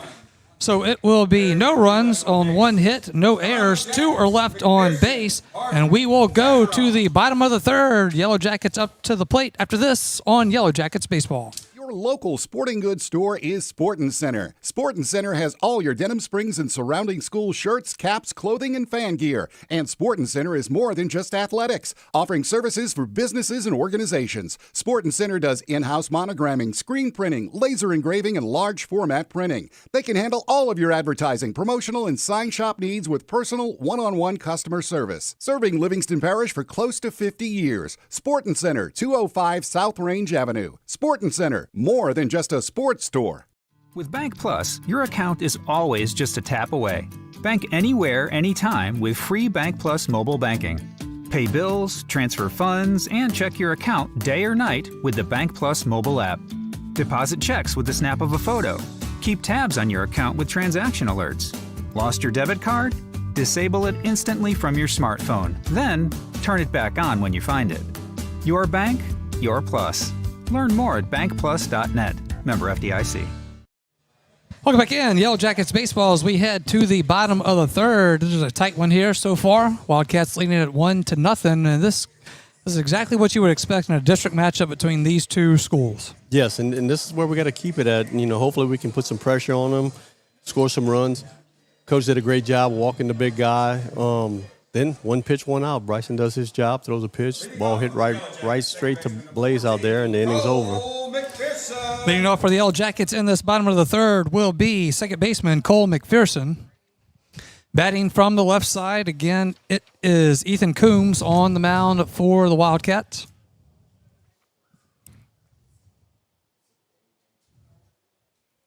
First pitch on the way to McPherson, swung on, hit foul, back into the backstop for strike one.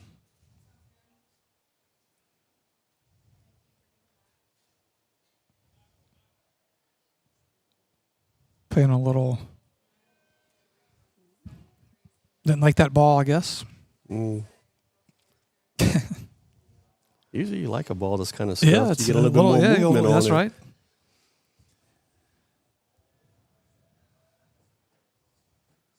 Oh, 1 pitch outside for ball one.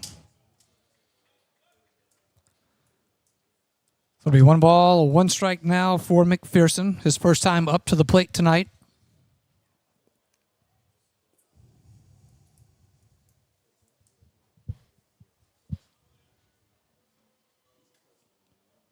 One pitch on the way, outside for ball 2. Good eye by Cole.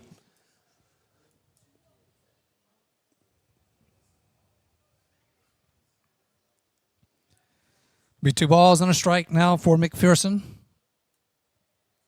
2-1 pitch on the way, outside for ball 3. It's been 3 spots right there. Same spot for Coombs. Cole also stands on the plate like Eli there. Pitcher's just missing on the outside. He hasn't tried to come inside yet on any of them. 3-1 pitch on the way, going to be outside for ball 4 as McPherson will trot down to first base. Now batting, third baseman, number 28, Eli. And it brings us to the top of the order for the Yellow Jackets. Third baseman Eli Parton. He was left stranded at third back in the first. I see Eli possibly dragging right here. I see the third baseman kind of creeping up. Another left-handed batter that likes to crowd the plate. Pitch on the way to him, showing bunt. Yeah, it looks like he's trying to pull it with him to first base. Trying to get the pitcher off because the first baseman's staying back. Here comes the coach, wants to talk to him. Probably set up some kind of defensive. So he showed bunt. It was a ball. Right. And he was able to pull it back. So it will be 1-0. Plus, he wants to go out there, probably calm Ethan down. He's thrown 4 straight balls. I think he is. Hasn't found a dish yet. So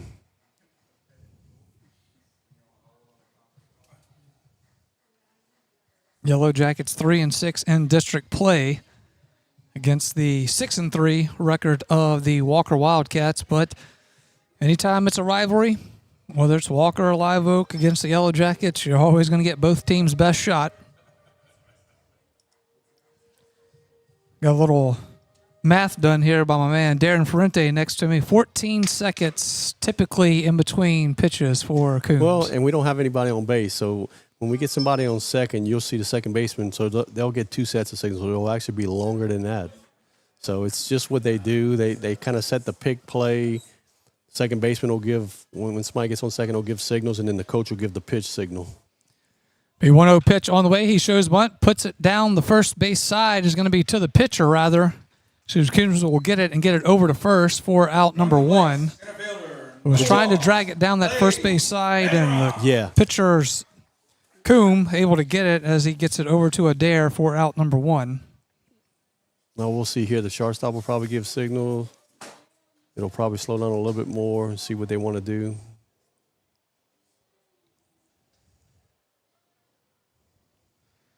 Brings up center fielder Blaze Bergeron from the left-hand side as well. That ball is going to be in there high for ball 1. Once again, we get a runner on. We just need to get that hit. I mean, we're doing a good job of got the leadoff on, move him over.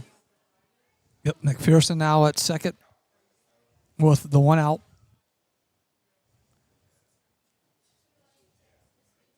1-0 pitch. Going to be in there for strike 1. A little low, but they got a better view than we do. Yeah, Blaze is looking for something he could square up, move the runner over. Evens the count at 1 ball, 1 strike. 1-1 pitch on the way inside for ball 2. First time this inning I've seen him throw a curveball. He's been fastball away. Bottom of the 3rd inning here from Denham Springs. 1-0, the Wildcats with the lead. And here goes the signals. With the runner on second, right? Yeah.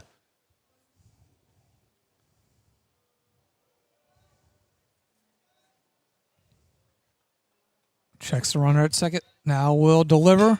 That is going to be hit to the shortstop. Abear picks it up, throws it over to first to Adair for out number 2, but will move the runner over to third as McPherson will be 90 feet away from home plate. Yeah, productive out. I know it gives us 2 outs, but it's productive out. We need a big 2-out hit here. Tie this game up 1-1. Brings up left fielder Parker Stanley to the plate.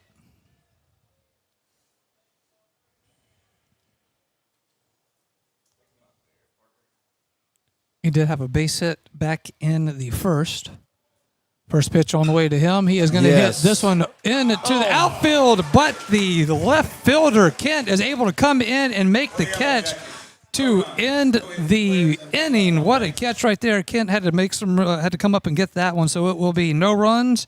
It will be no hits, no errors, and 1 left on base for the Yellow Jackets, and we go to the top of the 4th. It is Walker 1, Denham Springs 0. Back after this on Yellow Jackets Baseball. Big Mike's Sports Bar and Grill has it going on. Happy hour 3 to 7 Monday through Saturday and all day on a Sunday. Lunch specials on weekdays. All you can eat boiled shrimp Monday nights. Dollar wings on Wednesday nights. Big Mike's can cater any event and book a party of any size in their banquet rooms. Locally owned and operated by Denham Springs graduate Big Mike O'Neill, Big Mike's Sports Bar and Grill, Aspen Square, delivery through DoorDash or Grubhub. Denham Springs High School broadcasts on Family Radio 91.9 FM, on the net at johnfineproductions.com, and on YouTube at DS Jacket Vision are brought to you in part by Duke Seafood and Steakhouse, Brandon Rishu with Smart Move Real Estate, Livingston Parish Clerk of Court Jason Harris, Hunt's Tire Pros and Car Care in Central, Coconut Willie's Daiquiris, Triton Outpatient Clinic, El King Company, and Todd Caruso, Attorney at Law. We thank you for your support and patronage of these local businesses. As we welcome back in to Yellow Jackets Baseball, we head to the top of the 4th. We had in a 1-run game here. Wildcats leading it by the 1, but a pretty solid baseball game by both teams so far. Yeah, I mean, that was a good shot there. It looked like it was going to fall in the left center field gap, and the left fielder came up and made a good catch. The game would have definitely been tied 1-1. We're definitely doing the things we need to do. We just got to get the ball to hit the ground. And finally getting a little bit of relief from the sun here now as it's starting to peek behind the clouds and start to set. It is Arlen Olivier, third baseman, up to lead this inning off for the Wildcats. First pitch in for a strike to him. Bryson starts him off with a good curveball. Tries to get him chasing outside. Yep. Curveball away. So it's 1 ball, 1 strike now for Olivier.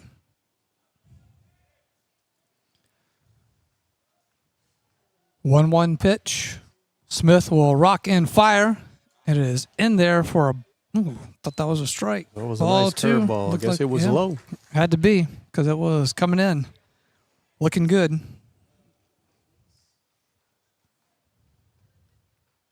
2 balls and a strike now. 2-1 pitch on the way. That's going to be inside for ball 3. Bryson needs to battle right here. We need to keep this game right here. We're doing the right things. We just can't get it to open up. 3-1 pitch. Oh, wow. Ooh, ball 4. Wow. Yeah. Might need to run out there and give him a water. Maybe dehydrated. That was a good pitch. It will be a walk. Sends Olivier down to first.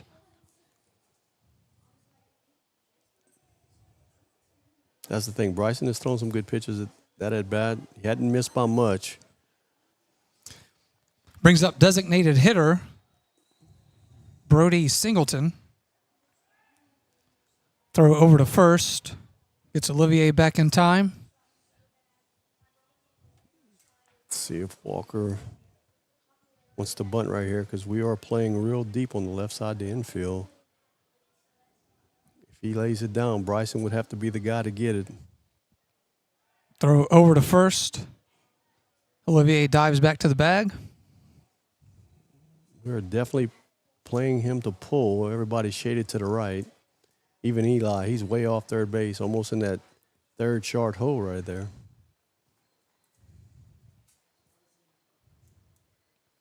Pitch on the way to Singleton. Swung on. He will hit it to second base. They throw it over to second and over to first. And it is a double play as it went from McPherson to Bernard over to Chalette. Cole made an excellent play there.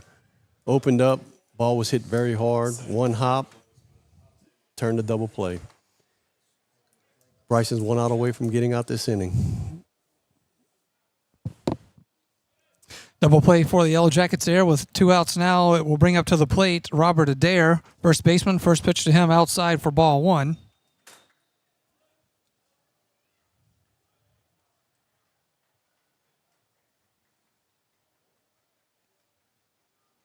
One 0 pitch. Inside, ball 2.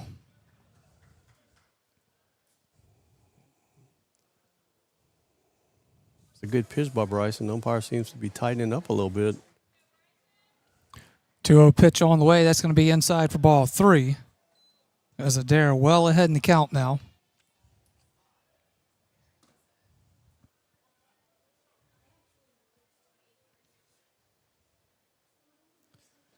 Three-0 pitch outside, and that is ball 4. Sends Adair down to first, brings up right fielder Owen Johnson for the Wildcats, and we are going to have a mound visit. Yeah, Coach Batty will go out there and talk to him, just give him a chance to settle down, breathe, start fresh on this next batter. He's got 2 outs. Keep doing what you're doing. Throw strikes, let your defense play behind you.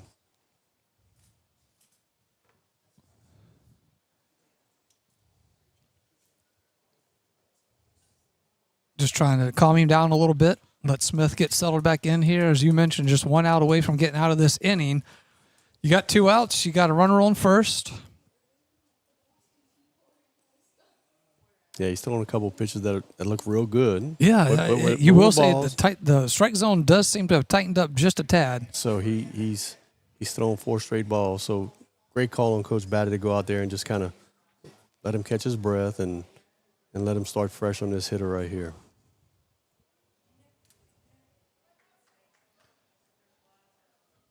All right, so Johnson will step in. What was that?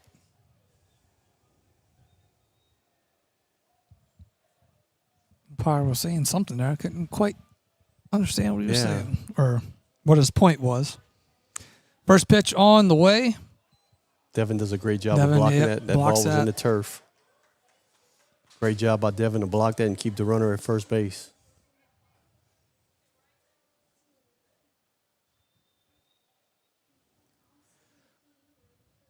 Oh, no pitch on the way. That one's going to be outside. Oh, throw down to first, and the ball is loose. Oh. Looked like Chalette had him, and now the throw down to second is in there safe. So Adair will move to second. It looked like Reese had him out at first over to Chalette. I think when Chalette turned, the ball rolled out of his glove. And they got just far enough away where the runner can move up to second.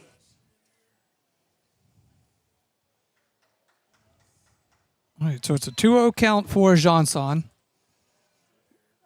Moves Adair over to second. It is an error for the Yellow Jackets. 2-0 pitch on the way in there for strike 1 on the outside.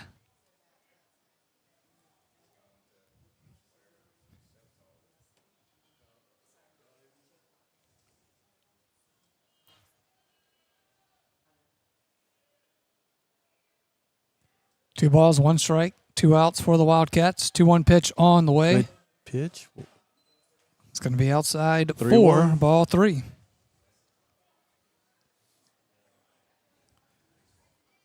Bryson having to work from behind here.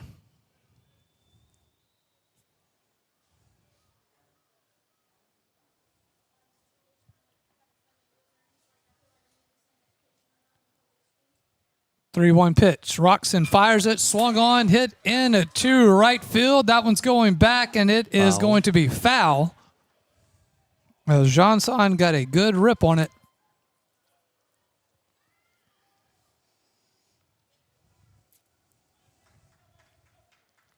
We'll move the count to 3-2.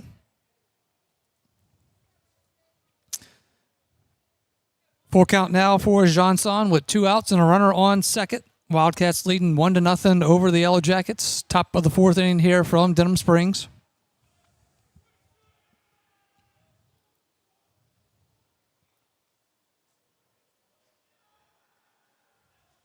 Payoff pitch on the way, swung on, hit into center field.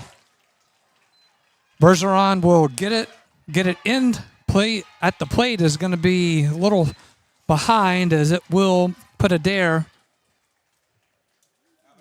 Scoring from second. That's the crazy thing. 2 outs and you're a pitch away from getting out, and runner moves up on a ball that barely gets away from first base, and then the ball up the middle right here ends up scoring him.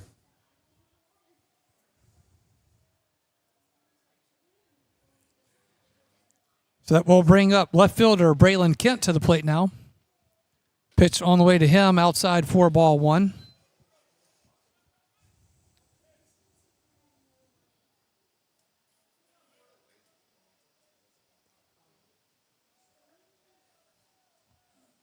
Yellow Jackets just need 1 out to get out of this inning. 1-0 pitch on the way to him. Low for ball 2.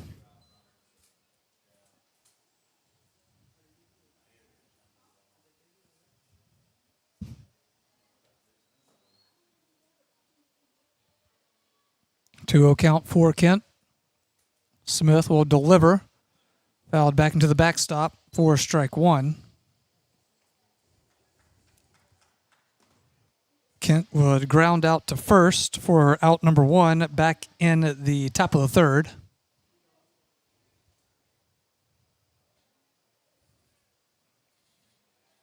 And he will have a 2-1 count. 2 outs, runner on first. 2-1 pitch on the way. Good pitch by Swung, Bryce. hit to the backstop for strike 2. Bryce works the count even here. See if you can make a pitch right here and get us out this inning. 2 balls, 2 strikes, 2 outs. Runner on first.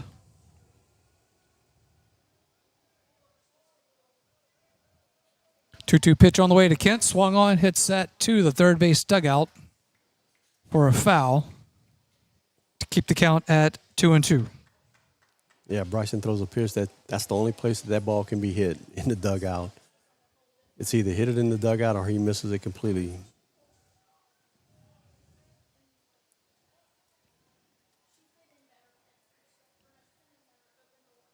Two pitch coming. Swung on and a miss for strike 3. And that will record out number 3 for the Wildcats. It will be 1 run on 1 hit.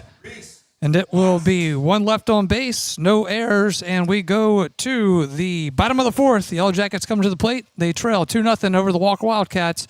Back after this, Yellow Jackets baseball. For all your flooring and carpet needs, it's Floor Store Carpet One. At Floor Store Carpet One, they offer prompt, quality personal service. They'll take care of you right away. The Floor Store Carpet One has an extensive product line: wood, carpet, plastic laminate, ceramic tile, natural stone, countertops, and showers. The Floor Store Carpet One also carries luxury vinyl tile, which many customers rave about, serving the community since 1984. The Floor Store Carpet One, 1/2 mile from the Amite River Bridge on Florida in Denham Springs. Did you know that you no longer need a doctor's order to attend physical therapy in the state of Louisiana? This is Ben Wilson from Peak Performance Physical Therapy, reminding you that if you have an injury, nagging pain, or if you want to simply improve your overall health and well-being, come see us at Peak Performance. Gladly serving the fine people of Livingston Parish for over 20 years, now with 3 locations including Denham Springs, Watson, and Maurepas. At Peak Performance Physical Therapy, we treat the athlete and everyone. Welcome back in, Yellow Jackets baseball. It is 2-0 Wildcats with the lead over Denham Springs as we play it now in the bottom of the fourth. 1 run in the second for the Wildcats, 1 run there in the fourth. They have 6 hits on the night with 1 error. And the Yellow Jackets with an error themselves with 3 hits on the night so far. But it will start off this inning with first baseman Tanner Shillette. See if he can get something going here for the Yellow Jackets.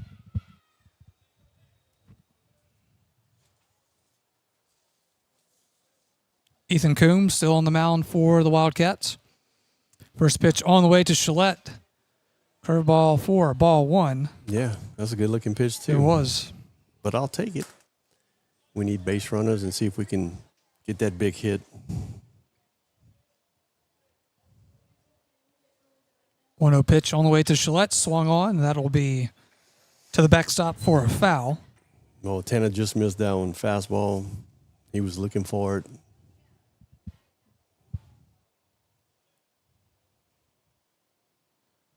Be 1 ball and 1 strike now for the first baseman, Shillette. 1-1 pitch on the way. Swung on. Pops this one up into the air, but it'll go behind the backstop for a foul. And that will make it 1 ball, 2 strikes.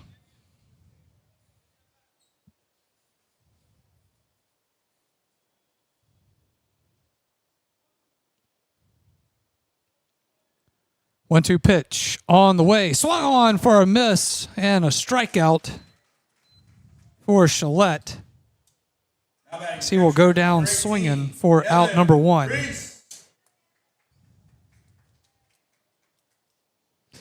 Brings up the catcher, Devin Reese.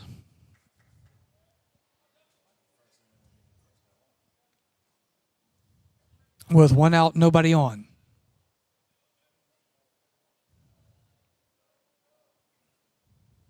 Pitch on the way, going to be way behind. Way behind, yes. For ball 1.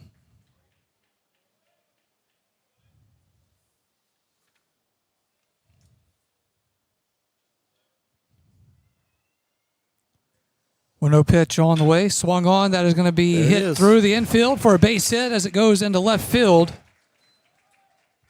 That's a great job. That will put Reese at first. Great job of Devin to settle back in. First pitch goes behind his head, and locks in. Does a great job of driving the ball through the infield right here. Brings up right fielder Jaden Watts to the plate. Courtesy runner for the catcher. That will be Simon again.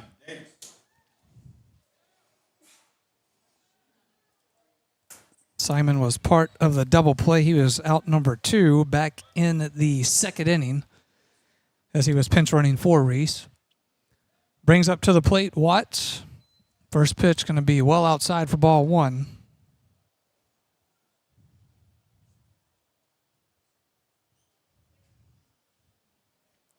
It'll be 1 ball, no strikes. 1 out, runner on first for the Yellow Jackets. 1-0 pitch on the way, outside for ball 2.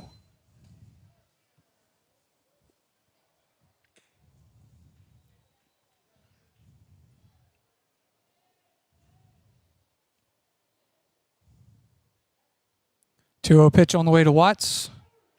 On the corner, outside corner for strike 1. Yeah. Just got a piece of the plate there.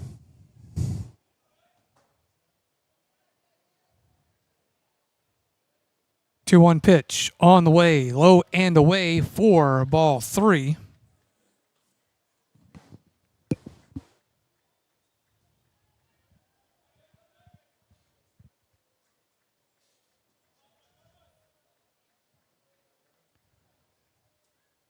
Three-one count for Watts.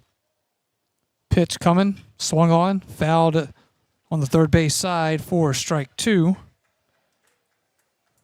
To bring it to a full count.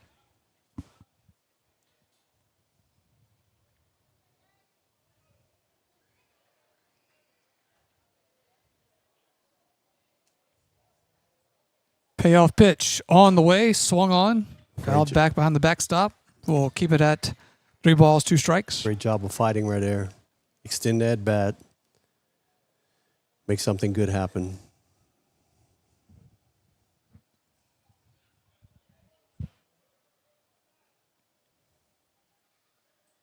Payoff pitch again on the way. Swung on. That is There going to it be is. hit through the infield on the first base side, as it will be a base hit for Watts, and runners are at first and second with one out. Designated hitter, number 22, Christian. Another hit for the Yellow Jackets. 2 hits in this inning so far. Yeah, kind of a familiar place there. Runners on base, less than 2 outs. See if we can get a hit here. Does bring up the designated hitter, Robert Stroud.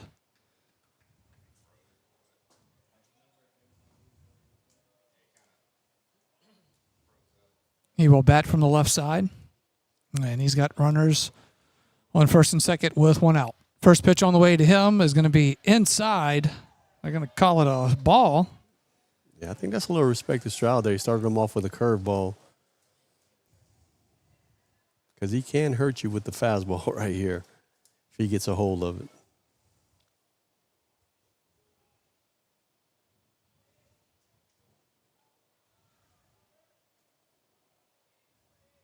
One 0 pitch on the way from Coombs, going to be low for ball 2.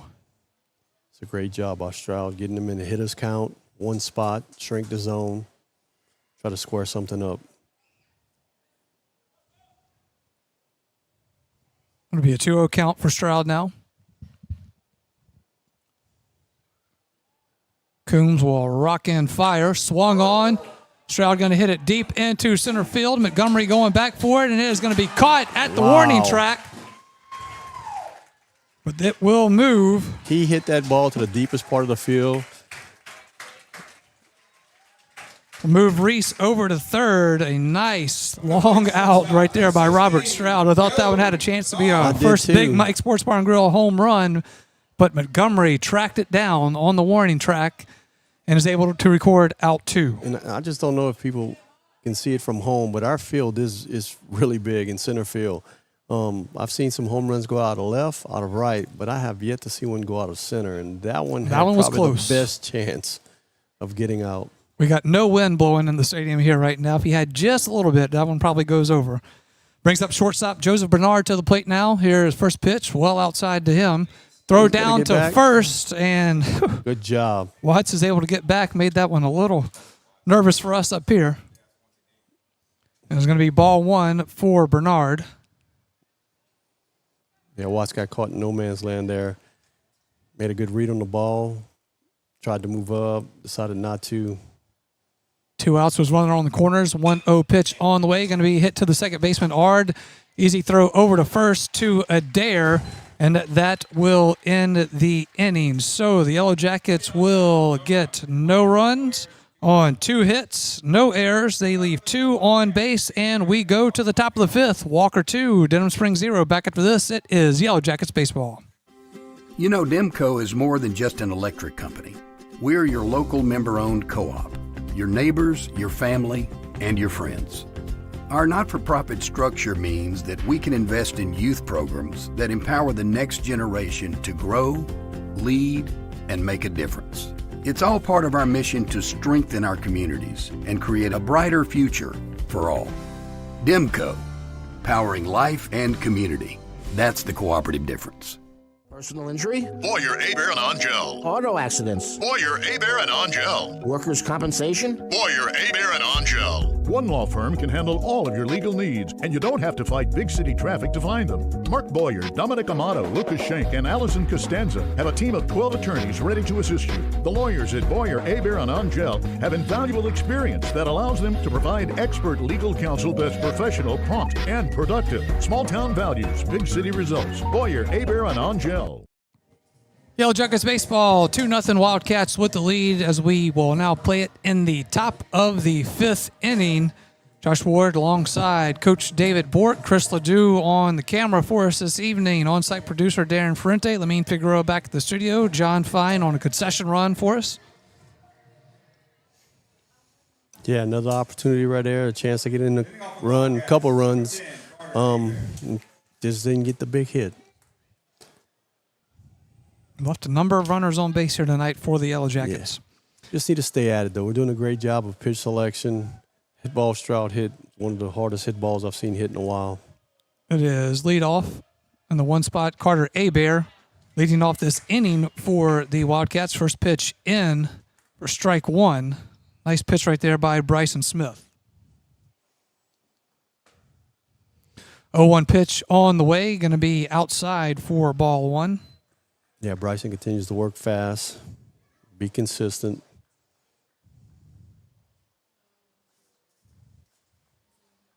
One ball, one strike. Pitch on the way. Swung on. Going to be fouled. Off the shin of Abear.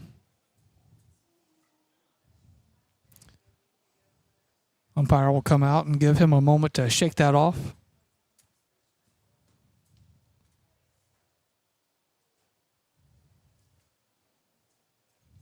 So it'll be one ball with two strikes now for Abear. Abear popped out back in the third inning for out number 2, and he struck out back in the first. And he is down in the count now to Smith with a 1-2 count.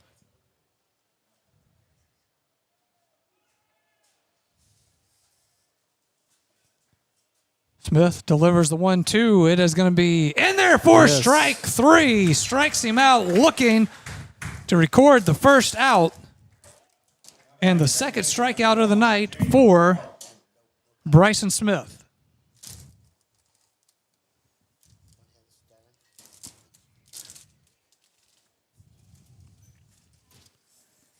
Brings up second baseman Jaden Ard to the plate. He was left stranded on third back in the third inning, and he was out number 2 back in the first. Shows bunt. Shows bunt and pulls it back for ball 1. Runs really well, not a bad idea. Eli's playing behind the bag. 1-0 pitch on the way. Hits off the mitt of Reese. Ball 2.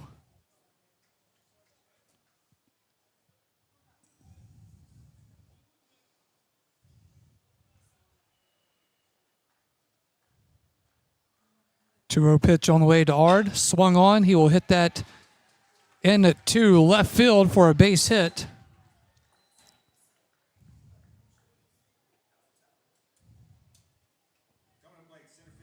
Brings up center fielder Braylon Montgomery. See what the Yellow Jackets do here. They intentionally walked him back in the third inning. Yeah, I think if Bryson would have got this last hitter, I think he'd be on base. I think we're going to face him.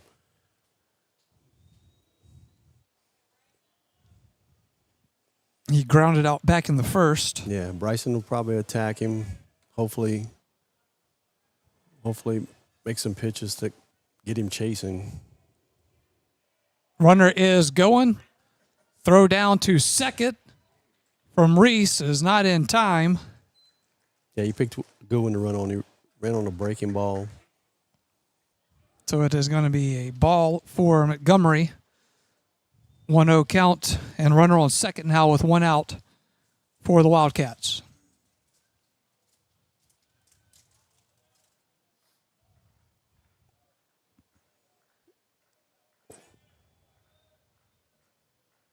One 0 pitch on the way. Outside for ball 2.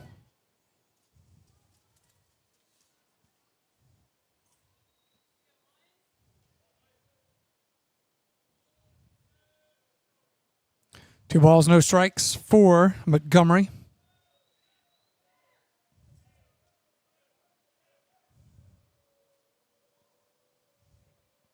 Two 0 pitch on the way. Runner goes. It is going to be a pass ball and moves the runner over to third.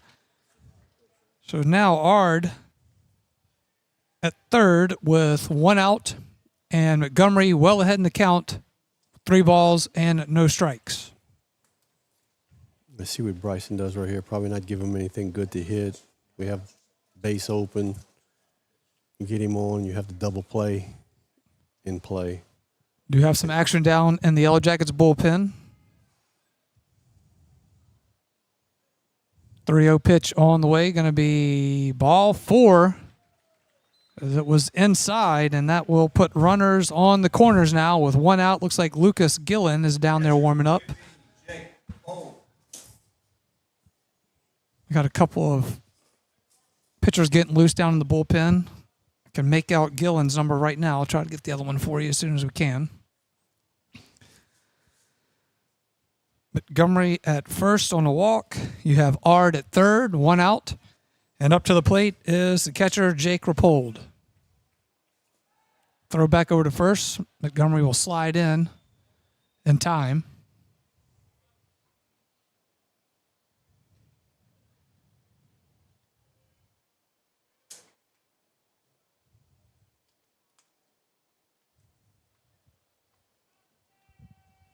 Rapold will get set. Smith will look in.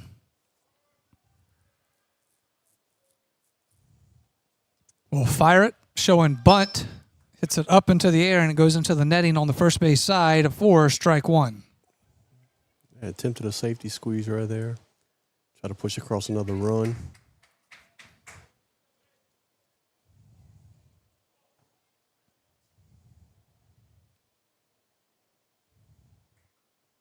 There he goes again. Showing bunt. Throw over to first. Montgomery dives back in time. Looks like second baseman back. McPherson was running up, tried to. Got Cole crashing from second. It'll be an 0-1 count for Rapold.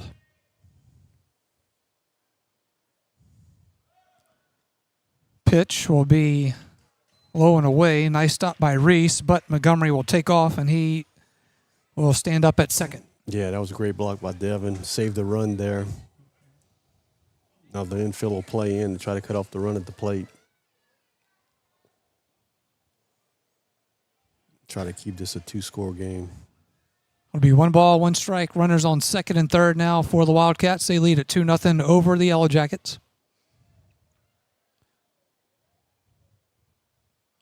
1-1 pitch delivered. In there for strike 2.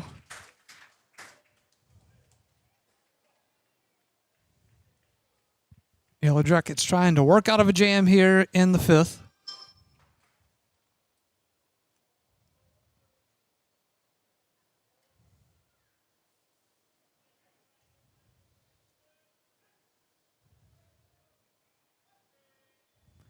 One-two pitch delivered, popped up. Going towards first base, Shillette will call it. He makes the catch. Runners will have to hold up, and it is 2 outs now for the Wildcats. Yellow Jackets 1 out away from getting out of this one. Great job by Bryson to pitch him, to attack him hard, get the pop-up in the infield, see if we can get the third out and get in the dugout. Brings up third baseman Arlen Olivier. He scored the lone run for the Wildcats back in the second inning. Check that. Runners at second and third with 2 outs now.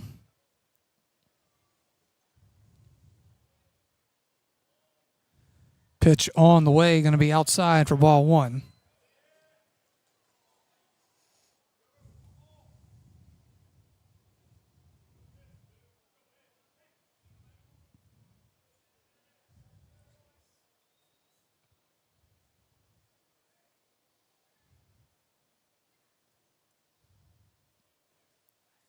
Smith will look in. 1-0 pitch delivered. Going to be low and on the outside for ball 2.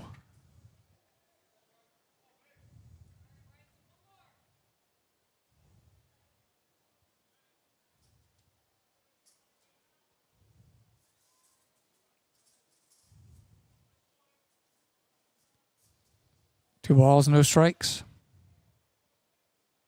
Smith will be outside again for ball 3. And Olivier ahead in the count.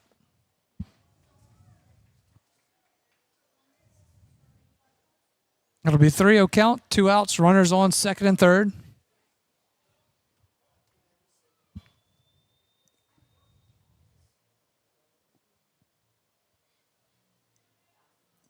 Three-0 pitch.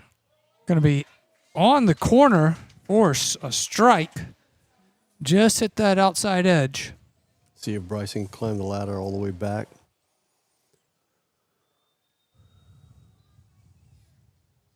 Be a 3-1 count now for Olivier. Smith will deliver, and that is going to be high and outside for ball 4. They'll walk him down to first, and it is bases loaded now with 2 outs.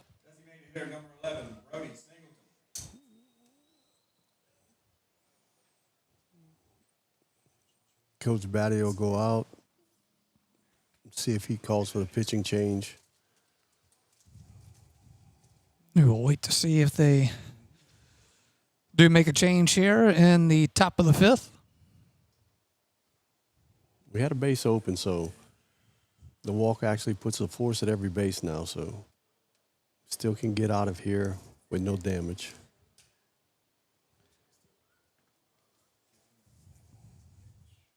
All right, so 2-0 Wildcats with the lead. Reminding you, we come to you live on YouTube at DS Jacket Vision. As always, give it a like and subscribe. Keeps you up to date with all things here at DS Jacket Vision. We are on Family Radio 91.9 FM and on the web at johnfineproduction.com. District matchup between the two parish rivals, Walker Wildcats, Denham Springs Yellow Jackets, here on the campus on a beautiful Tuesday night for a baseball game. And nice little crowd here. Bryson's going to stay in. Smith will remain in. It is designated hitter Brody Singleton at the plate now.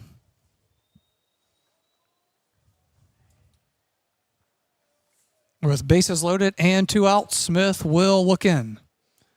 Roxon fires it. Wow, in there for a ball. That looked like a really good pitch. Nice inside corner. But the umpire will call it a ball. It looks good from up here. I mean, It does. we are away. But Devin doesn't move his glove that much on that pitch, so. 1-0 pitch on the way. That one's going to be outside for ball 2. Bryson has to work hard right here. Can't get behind. Bases loaded. There's no room for him. Art at third, Montgomery at second, and Olivier at first for the Wildcats. And it is a 2-0 count for Singleton, batting from the left side. 2-0 pitch on the way, going to be outside for ball 3.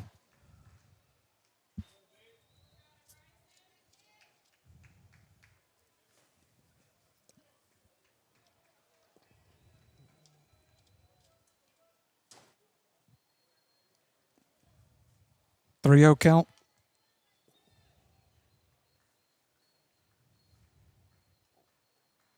3-0 pitch on the way. Outside corner, strike 2. Excuse me, strike 1.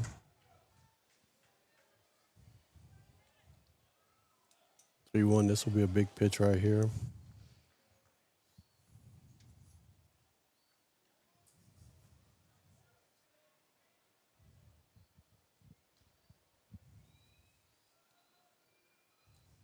Bases are loaded with 2 outs. 3-1 count. 3-1 pitch on the way. And they will call that ball 4. A little bit of a question mark here. So that looked like a pretty decent pitch from our standpoint, but it will walk a run in as Ard will come in from third, and it will move Montgomery over to third. Puts Olivier at second and Singleton at first on that walk. Bases remain loaded with 2 outs, but a run is in for the Wildcats on that walk. So they now lead at 3-0 over Denham Springs. Brings up to the plate Adair, first baseman. First pitch into him for strike 1. Bryson getting ahead of this hitter.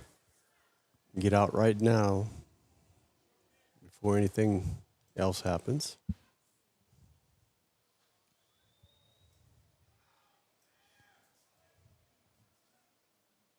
One pitch to Adair on the way outside, ball 1.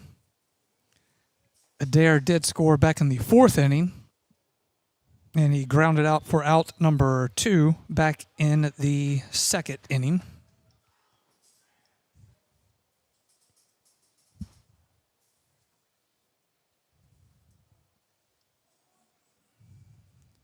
One ball, one strike. Pitch on the way. Low and away, 4-2.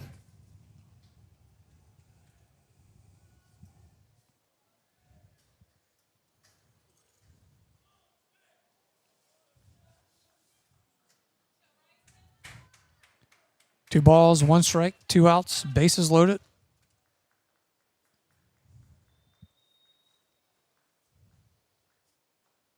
Two-one pitch on the way, swung on. That one's hit well into left field. It is going to be down, and that is 1 run in, 2 runs in, 3 runs in as the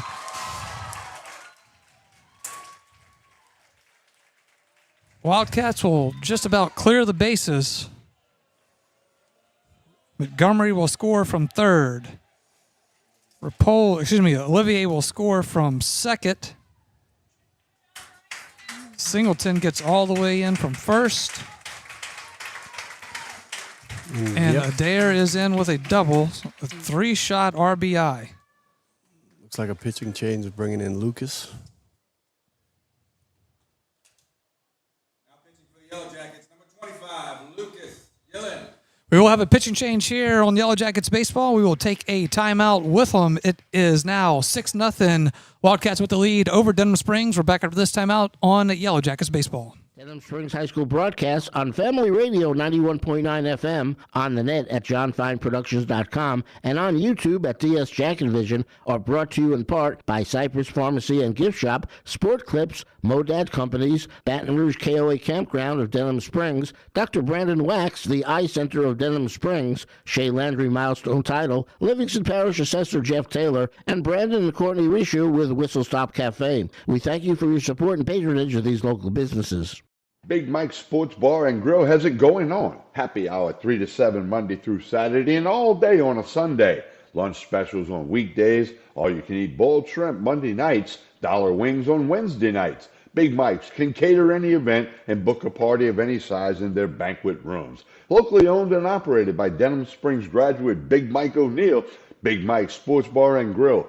Aspen Square. Delivery through DoorDash or Grubhub. Your local sporting goods store is Sportin' Center. Sportin' Center has all your Denham Springs and surrounding school shirts, caps, clothing, and fan gear. And Sportin' Center is more than just athletics, offering services for businesses and organizations. Sportin' Center does in-house monogramming, screen printing, laser engraving, and large format printing. They can handle all of your advertising, promotional, and sign shop needs with personal, one-on-one customer service. Serving Livingston Parish for close to 50 years. Sportin' Center, 205 South Range Avenue. Sportin' Center, more than just a sports store. Lucas Gillen now on the mound for the Yellow Jackets, and he will be facing right fielder Owen Johnson. Runners on second, 2 outs here as we continue in the 5th inning. First pitch in for a strike. Great job by Lucas coming in, trying to change the momentum.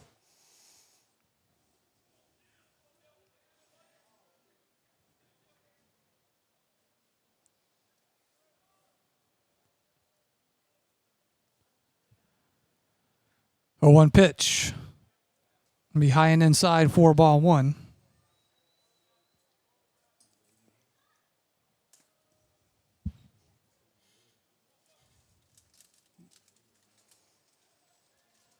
One ball, 1 strike, 2 outs. A runner on second now.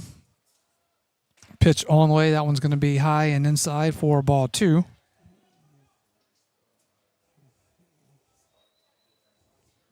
Curveball Lucas couldn't get on top of, stayed up there. 4 runs in so far in this top of the 5th for the Wildcats. Yellow Jackets trying to get out of this inning. 2-1 pitch on the way. That one's going to be fouled back behind the backstop for strike 2. Good job, Lucas.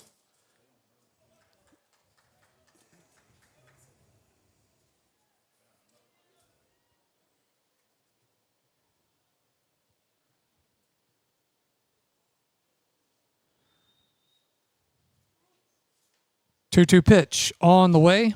Good pitch. Ooh, wow. In there for, I thought was about to say first strikeout, but hold up. Yeah.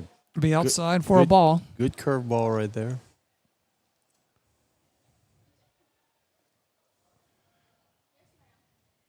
Be a full count now for Johnson.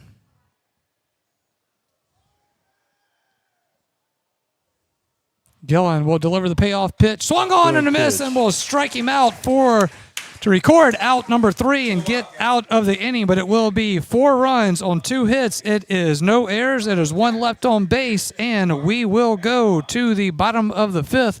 Wildcats 6, Yellow Jackets 0. Back after this, it is Yellow Jackets baseball. Personal injury? Boyer, Abear, and Angel. Auto accidents? Boyer, Abear, and Angel. Workers' compensation? Boyer, Abear, and Angel. One law firm can handle all of your legal needs, and you don't have to fight big city traffic to find them. Mark Boyer, Dominic Amato, Lucas Schenk, and Allison Costanza have a team of 12 attorneys ready to assist you. The lawyers at Boyer, Abear, and Angel have invaluable experience that allows them to provide expert legal counsel that's professional, prompt, and productive. Small town values, big city results. Boyer, Abear, and Angel. Bank Plus makes it easier to bank. With extended drive-through hours plus 24/7 online and mobile banking, we're here when you need us. Lost your debit card? Get a new one instantly at any Bank Plus location. No waiting for the mail. And interactive teller machines offer drive-up personal service 7 a.m. to 7 p.m. Monday through Friday and 9 a.m. to 1 p.m. Saturdays. Your bank, your plus. Learn more at bankplus.net. Member FDIC. Welcome back in, Yellow Jackets Baseball, here on YouTube at DS Jacket Vision. As always, give it a like and subscribe. Family Radio 91.9 FM and on the web at johnfineproductions.com. Josh Ward alongside Coach David Bourke. Bottom of the 5th inning coming your way. Leading off for the Yellow Jackets will be the 9-hole hitter, second baseman Cole McPherson. So Yellow Jackets, with a crooked number in that 5th, find themselves down 6-0. Yeah, and all that came with 2 outs. Yep. And Lucas does a good job coming in from the pen, changing the momentum. That's what you want to do. Come in, shut down whatever threat they have. First pitch on the way to McPherson. Will hit it to shortstop. That will be over to Abear. Abear over Safe. to first, and he is going to be called out as Abear gets it over to Adair at first. It was close, and umpire will call him out to record. 28, Eli Bourke. Shortstop makes a good play. Slow roll to short. Thought Cole had the bag, but he grounds out with a 6-3 to record first out of the inning. To the top of the order is Eli Parton. First pitch on the way to him is going to be in for strike 1. He grounded out to first for out number 1 back in the 3rd and was left stranded on third base in the 1st. 0-1 pitch outside for a ball. So 1 ball, 1 strike. Ethan Coombs still on the mound for the Wildcats. He delivers the 1-1, showing bunt. Trying to drag Parton his way will on. pull it back. And they'll call it strike. So it'll be 1-2 count now for Parton.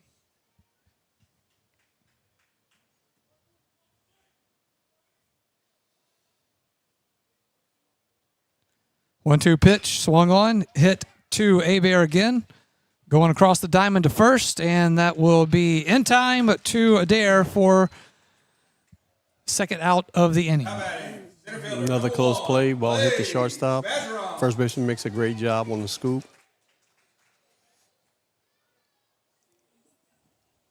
Brings up center fielder Blaze Bergeron. Grounded out for out number 2 back in the 3rd. First pitch on the way to him. On the outside for strike 1. That one looked a little questionable.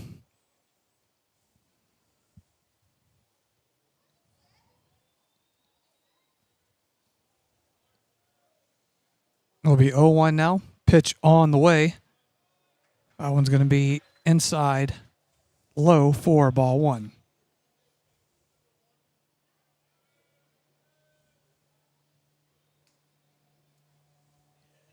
1 ball, 1 strike, 2 outs here. 1-1 pitch on the way, outside ball 2.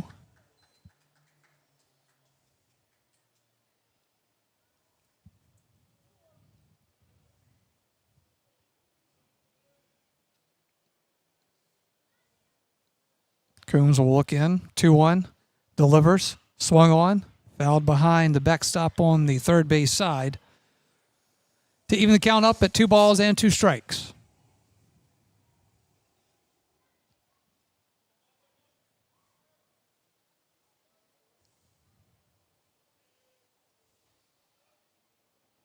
Two-two pitch on the way. Going to be low for ball 3. A little nervous on that one. Good eye by Blaze. Thought he might ring him up, but it was a good eye by Bergeron.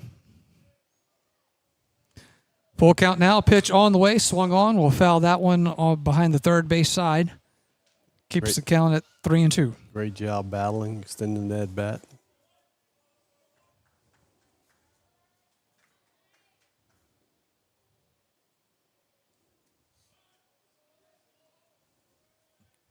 Another payoff pitch coming for Bergeron. Pitch is on the way. He swung on, gets it Base right hit. up the middle for a base hit.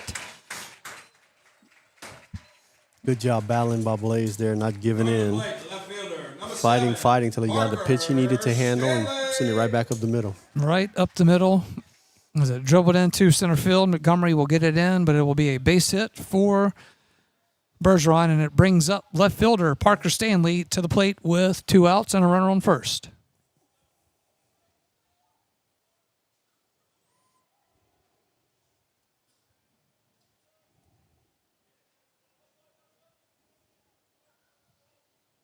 First pitch on the way to Stanley, going to be low for ball 1.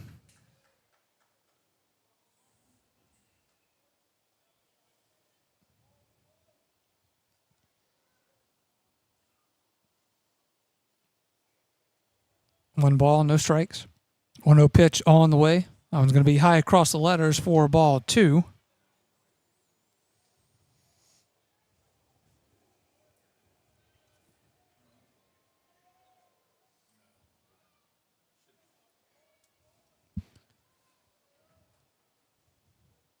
Two-0 pitch on the way, outside, ball 3.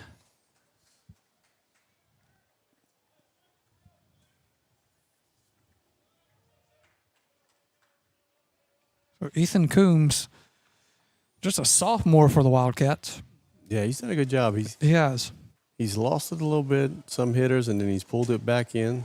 3-0 pitch on the outside corner to strike 1. But it's quiet down there in Wildcats bullpen, so I'm assuming they're trying to get him to go the whole way.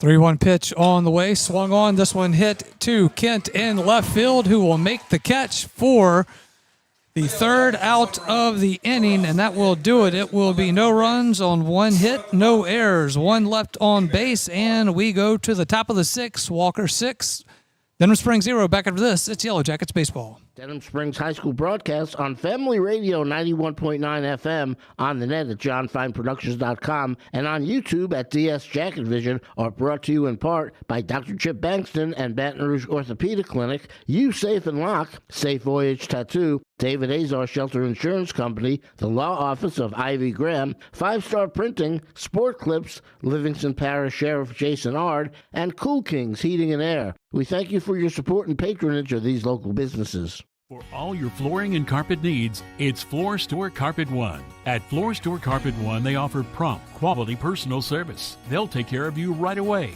The Floor Store Carpet One has an extensive product line: wood, carpet, plastic laminate, ceramic tile, natural stone, countertops, and showers. The Floor Store Carpet One also carries luxury vinyl tile, which many customers rave about, serving the community since 1984. The Floor Store Carpet One, 1/2 mile from the Amite River Bridge on Florida in Denham Springs. Welcome back in, Yellow Jackets baseball. It is top of the 6th inning now for the Wildcats as they will come to the plate. It will be leading off 9-hole hitter, left fielder Braylon Kent for the Wildcats. Grounded out to first back in the 3rd inning. And he was out number 3 on a pop out back in the 4th.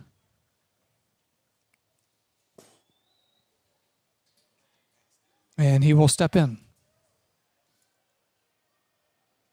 Gillen will deliver. Outside for ball 1.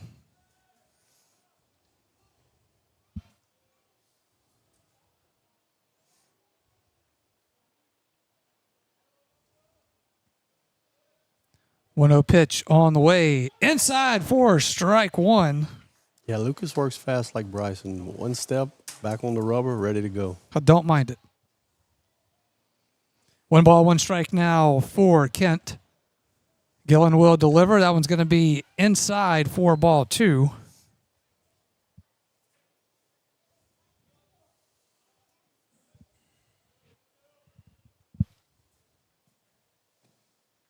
Two one count. Pitch on the way. That one's going to be low for ball 3. And Kent ahead in the count now with 3 balls and a strike.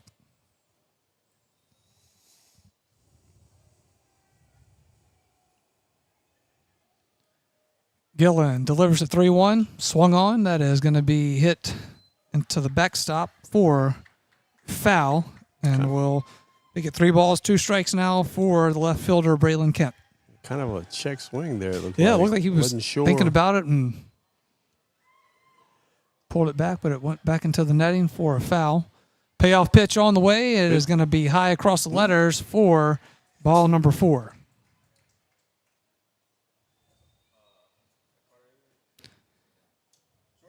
Gillen will walk Kent. Puts the runner at first. Bringing up will be shortstop Carter Abear, as the Wildcats are at the top of the lineup. Nobody out. Throw over to first. Kent will dive back in time.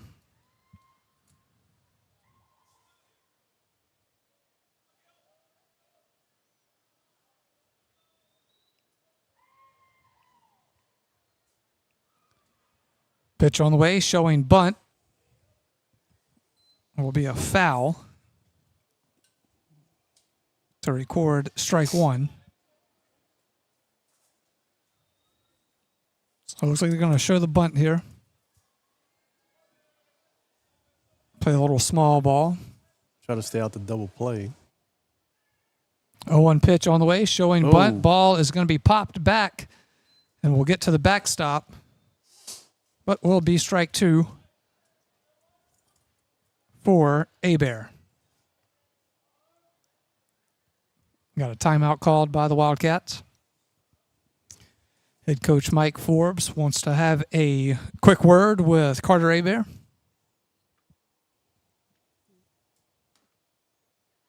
See if he keeps the bunt on with 2 strikes. Are you a statistics guy when it comes to baseball, or are you like the... Yeah. Yeah. The game has changed so much. It really has. Yeah. But coming up, when I was at USL as the trainer for the baseball team, statistics, 3-0, you don't swing, green light, I just don't know. Oh, it's a whole different, Yeah, it's a whole different thing. mentality now.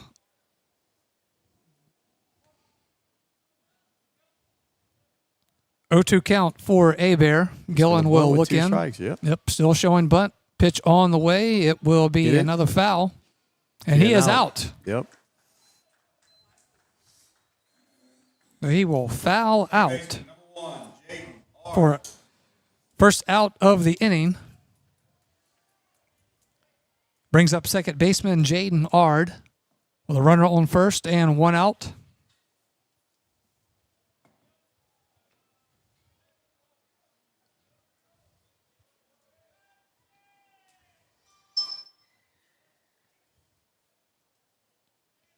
First pitch on the way to Ard, going to be high across the letters for ball 1.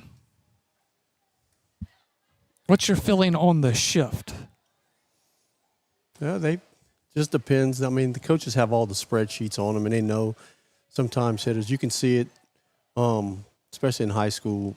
They share, a lot of coaches share their information with people. Sometimes a hitter will hit predominantly to one side or the other, so the teams will shift, and you'll pitch them that way. If it's pull side, you'll try to throw them inside, and and everybody will be shaded that way. So 1-0 pitch on the way. it's just playing the game of chess, just trying. You see it big in the majors and in college, man. You'll see the second baseman go all the way across the bag. And you'll have three people on one side of the infield and one big hole on the other side. It'll be a 2-0 count for Ard. Pitch on the way, and that will hit him in the back. And we will have to face the big man. Yep. Brings up Braylon Montgomery, so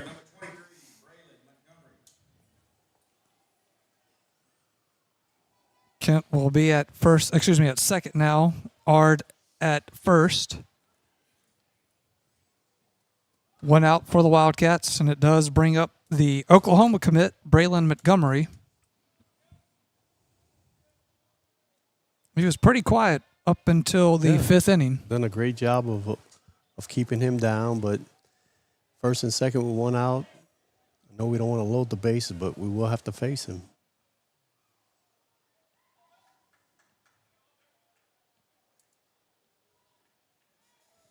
Montgomery will step in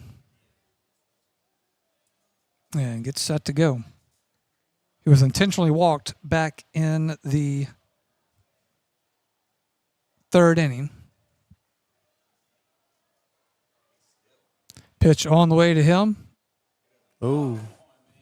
Going to be off the mark for a ball.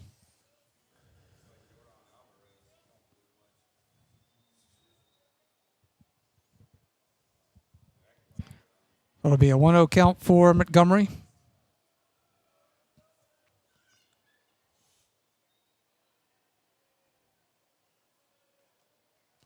One-oh pitch, outside ball 2.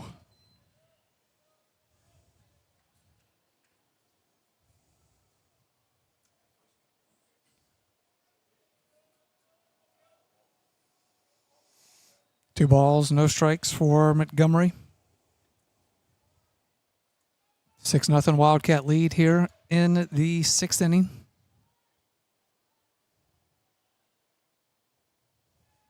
Two-oh pitch on the way. That one's going to be high for ball 3. And Montgomery well ahead in the count here. See if Coach gives him the green light.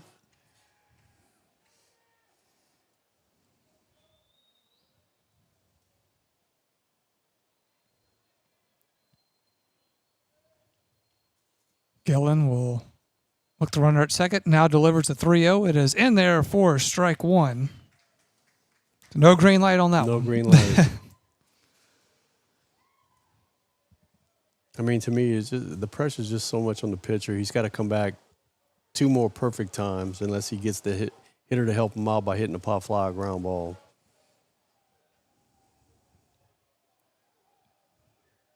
Three balls and a strike now for Montgomery. 3-1 pitch on the way, and that is going to be on the corner for strike 2. Very nice pitch by Gillen.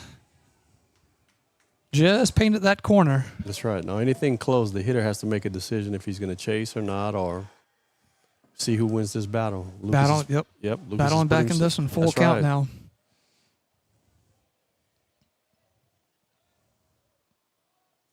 Payoff pitch on the way. Swung on. That is going to be hit into left field for a base hit. 1 run is coming in, and 1 run will score, as Kent will score from second base. And it will be a hit for Montgomery and an RBI. Jay Nard now at second base, Montgomery at first. Brings up the catcher, Jake Rapold, to the plate. He popped out in the second and popped out in the 5th. And he will come to the plate with runners on first and second and 1 out. 7-0 Wildcats now lead over the Yellow Jackets.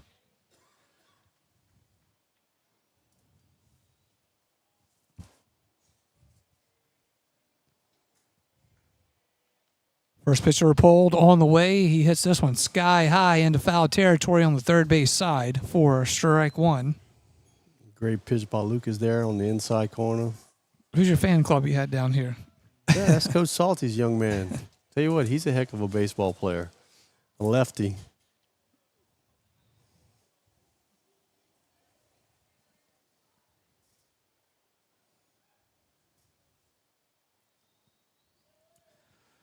Be a 0-1 count for Pold. Pitch on the way. Good In pitch. there for strike 2. Good breaking ball right there. Yep, nice breaking ball. Just float it right in for strike 2.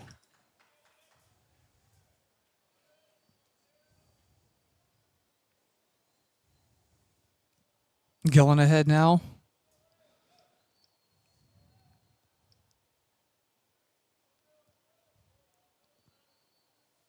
He will rock and fire in there. This one's going to be hit into left field. Going back is Stanley. Stanley will step up and make the catch. Looked like he lost it. Cord out number 2. I don't know if people have been to our park. Our lights are turned down, so once the ball gets above the lights, it's actually hard to pick up. It's got to be either nighttime or daytime. If that's in between, you kind of lose the ball once it gets above the lights. I was actually talking, since you had mentioned that, I was talking to Coach Costello about that in the postgame last week, and he was like, yeah, it can be a little tricky. And we were just talking about how well Watts played out in right field in that one with that. Brings up to the plate, Arlen Olivier. First pitch to him is in for strike 1. Little heat on that one. So Olivier scored for the Wildcats back in the 2nd and in the 5th.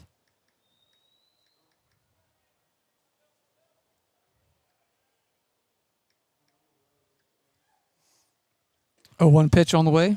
Wow. Looked pretty good from our standpoint, but called ball 1. Really good pitch. Runners on first and second for the Wildcats. They have 2 outs. And it is a 1-1 count for Olivier. That pitch is in there for on the outside corner, strike 2.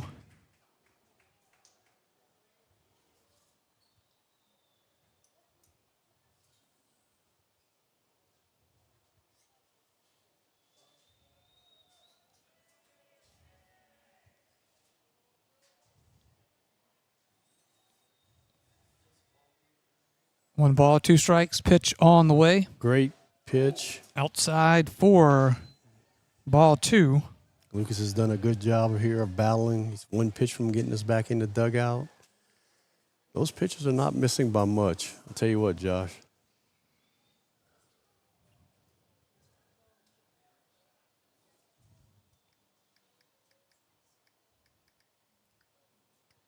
Two balls, 2 strikes, pitch on the way. That one is going to be pass ball. Reese able to stay in front of it, though. Yep. Great job of keeping it there, keeping the runners at first and second, not letting them move up.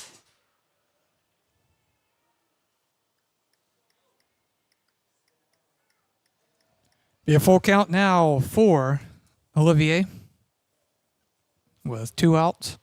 Payoff pitch on the way. Runners are going. It is going to be hit to Bernard at shortstop. Over to first to Gillette. Good 2 play by in Bernard. the inning. Absolutely. It is going to be 1 run on 1 hit. They will leave 2 left on base. No errors. And it will be Walker 7, Denham Springs 0 as we head to the bottom of the 6th after this timeout on Yellow Jackets Baseball. Big Mike's Sports Bar and Grill has it going on. Happy hour 3 to 7 Monday through Saturday and all day on a Sunday. Lunch specials on weekdays. All you can eat boiled shrimp Monday nights. Dollar wings on Wednesday nights. Big Mike's can cater any event and book a party of any size in their banquet rooms. Locally owned and operated by Denham Springs graduate Big Mike O'Neill. Big Mike's Sports Bar and Grill.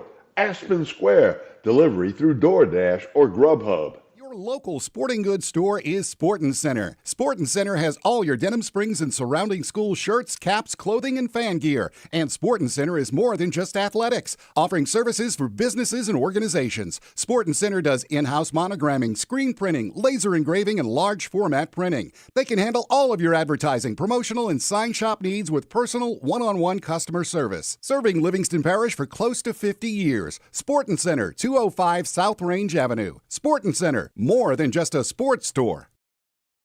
Welcome back in. Yellow Jackets Baseball here on YouTube at DS Jacket Vision. That is at DS Jacket Vision. All one word. Give it a like and subscribe. Family Radio 91.9 FM on the web at johnfineproductions.com.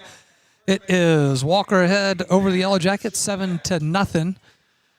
As we will go to the bottom of the 6th inning here. Yellow Jackets coming to the plate. Leading off is first baseman Tanner Shillette. First pitch on the way to him, swung on, fouled into the Yellow Jackets dugout for strike one. Jumping on that first pitch. I'm sure Coombs will try to throw, being up 7-0, try to throw first pitch strike so you can try to get through this inning. A 1 pitch on the way to Shillette. It is going to be strike two as he took a half swing at it. And he'll be down in the count 0-2. 0-2 pitch on the way, swung on. This one's going to be popped into foul territory on the first base side. Trying to make a play on it is the pitcher, Ethan Coombs, and he is unable to do so. Kind of dangerously going towards that brick wall on the first base side. Tell you what, he had to go further than the first baseman and the catcher, and he beat him there. Talking about Ethan Coombs, just a sophomore pitcher for the Wildcats, and he's shown some pretty decent stuff here tonight.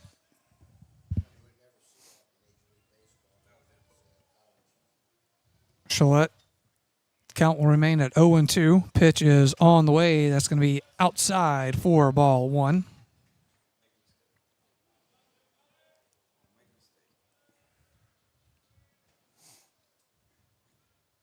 It'll be 1 ball, 2 strikes now for Shillette. 1-2 pitch delivered. He will hit that one, a dart to the Denham Springs dugout. We'll keep the count at 1-2.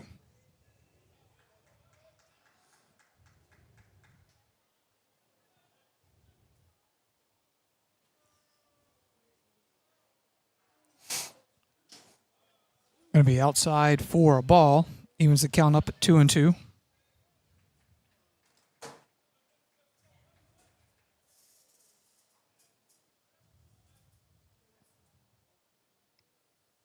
Two balls, 2 strikes.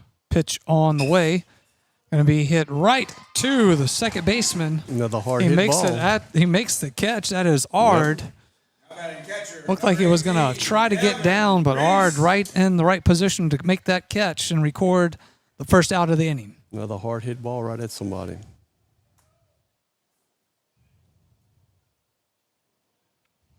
Yellow Jackets have definitely put the bat on the ball here tonight. Just unable to get some timely hits, if you will. Brings up catcher Devin Reese to the plate. He will hit that one right up the middle, and it will be stopped by the second baseman, Jason Ard. Makes the throw over to first, but he will be there in time as Reese Yeah, that's put another nice bat on the ball. That's right. Second baseman went across the back to make that play. Yeah, Ard showed some wills there. Courtesy runner, number 27, Jackson Juno. So courtesy runner Jackson Juno will come in now for the catcher Reese.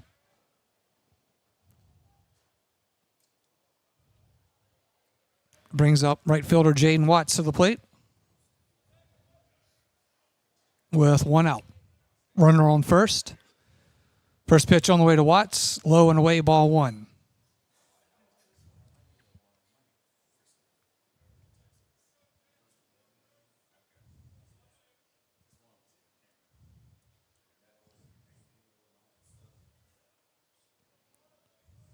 No pitch on the way from Coombs. It will be a nice stop. Runner goes, and it will be a tag out at second as Jackson Juno will be tagged out at second.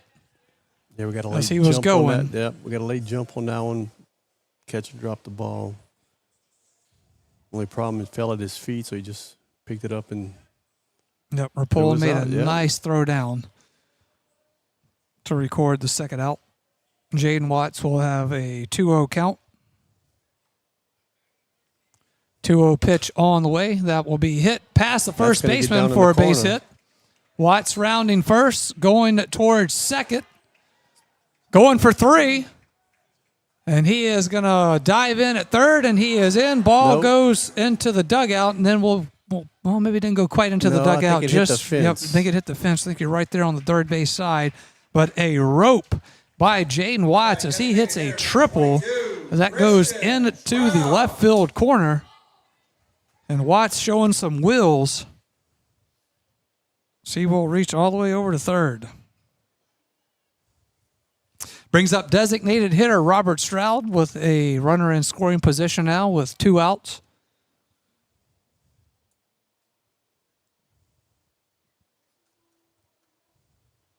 Stroud popped out for out number 2 back in the 4th.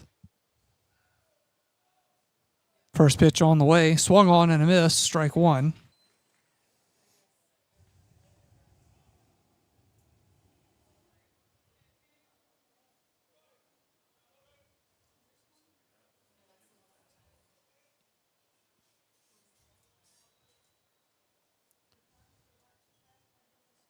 One pitch on the way to Stroud. That one is going to hit him. Yep.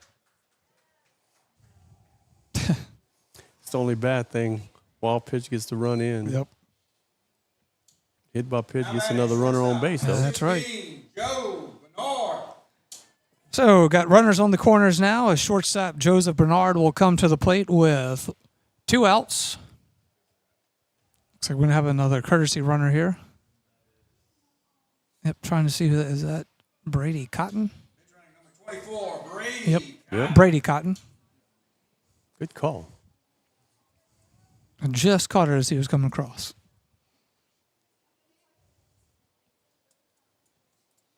All right, so Bernard has grounded out twice tonight, both times for the 3rd out. No, I think we actually put runners on base every inning. I believe you're right. Yep, we sure have.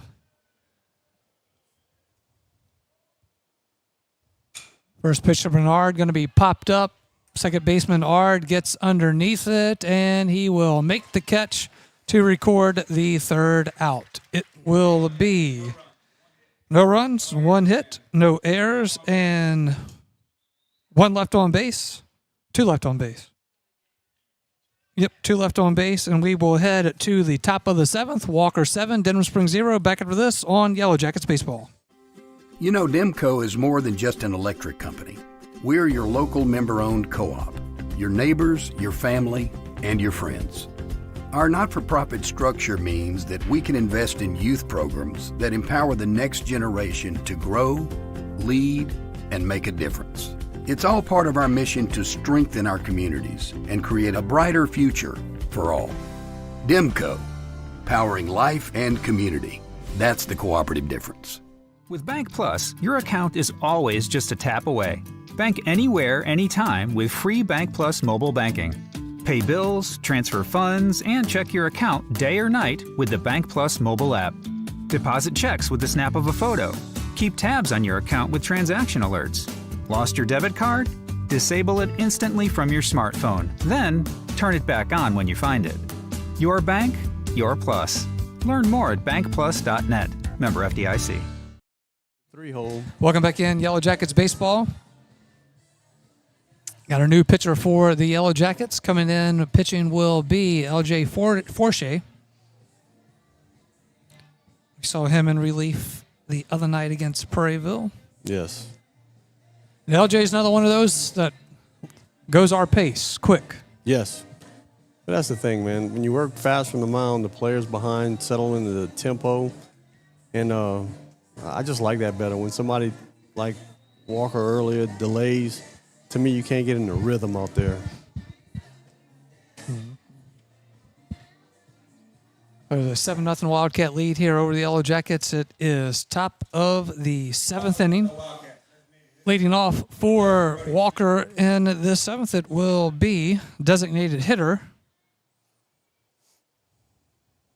Brody Singleton.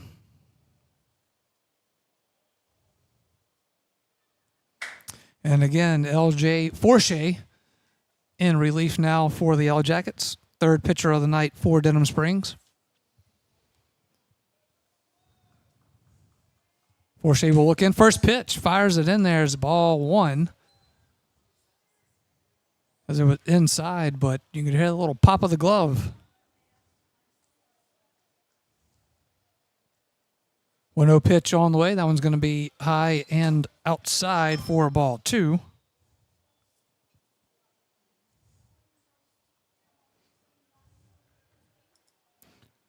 Two balls, no strikes for the designated hitter, Singleton. That ball is going to be on the corner, outside corner, strike 1. Nice pitch right there by Forshea. 2 balls and a strike now for Singleton. He will foul that one into the backstop for strike 2. Good job by LJ. Singleton, left-handed batter for the Wildcats. He did score back in the 5th inning. He was walked and then got around on the big hit from Montgomery.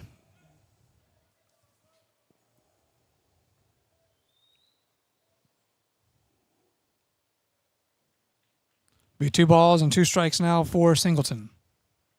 Forshea delivers outside ball 3, and the count is full.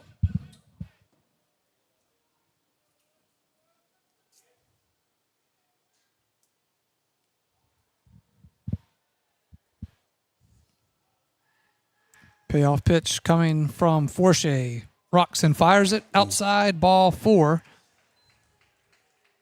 That will put Singleton at first.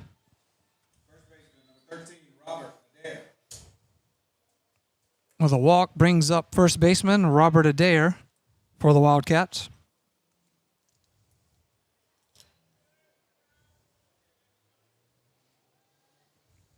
It'll be a runner on first with no outs now for Walker. First pitch on the way. In for strike 1. See if LJ can get us a 2-ball right here.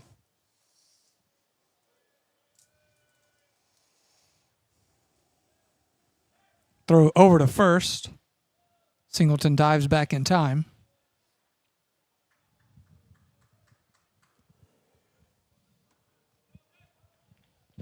Keeps it at a 0-1 count.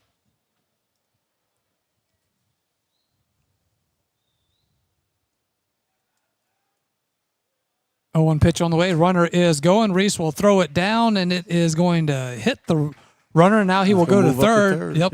Hits him off the backside and goes in to center field, and he will get to move over to third base.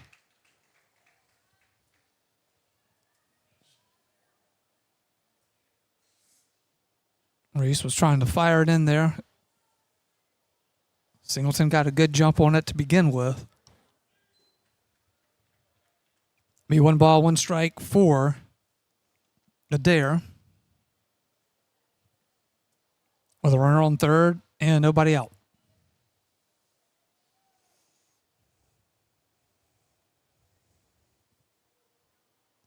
One pitch delivered. On the inside corner, strike 2. Nice breaking ball by LJ.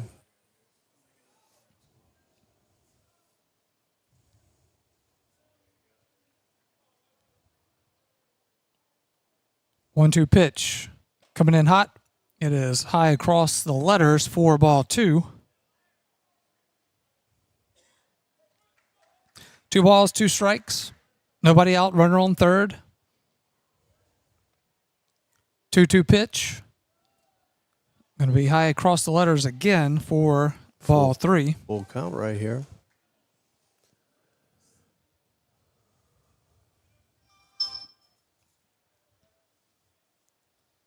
Payoff pitch. Forshea will look in. Delivers. And that is going to be ball 4. Yeah. Yep. Puts runners on the corners with nobody out. And it will bring up the right fielder, Owen Johnson.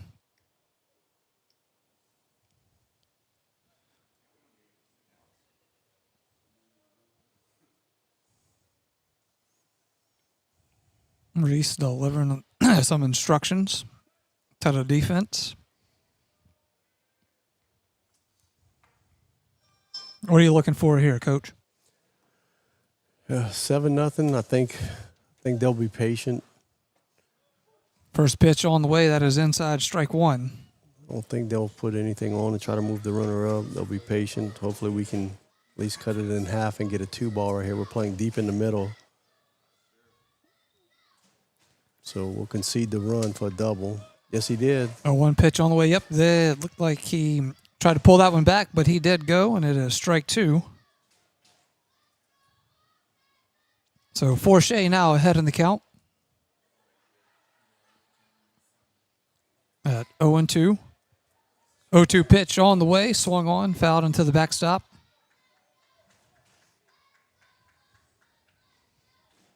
You know, the one thing you got to give it, no matter what the score we've seen here, this team, man, they just always try to hang in there and always try to fight back. Yeah, and, you know, that's the part of it. We're so young. We're sophomores and juniors, and, I mean, you take that and you grow from it, and then 0-2 pitch, swung on for strike 3, and that will record the first out for the Wildcats.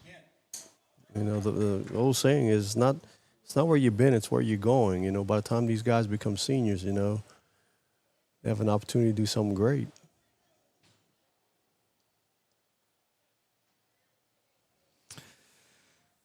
We'll bring up to the plate now for the Wildcats.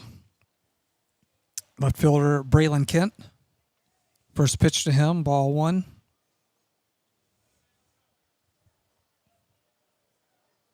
He walked back in the 6th inning. 1-0 pitch outside for ball 2. We did score back in the 6th.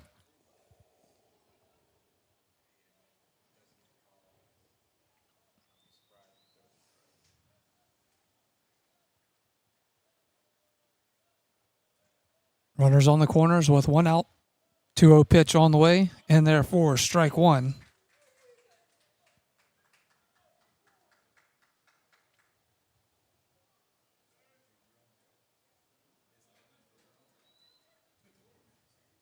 Two balls and a strike for Kent. Pitch on the way. High and inside, ball 3.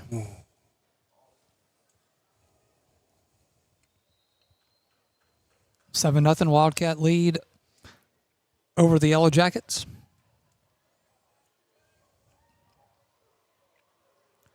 Three-one pitch on the corner for strike 2. I think the umpire lost track of the count there. Yeah, it looked like he was about to do his old ring-out routine. I know.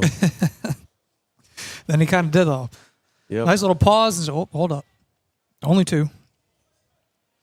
But it is a full count now for Kent. Payout pitch on the way. Swung on and missed. Records out number 2 and a second strikeout for Forshey.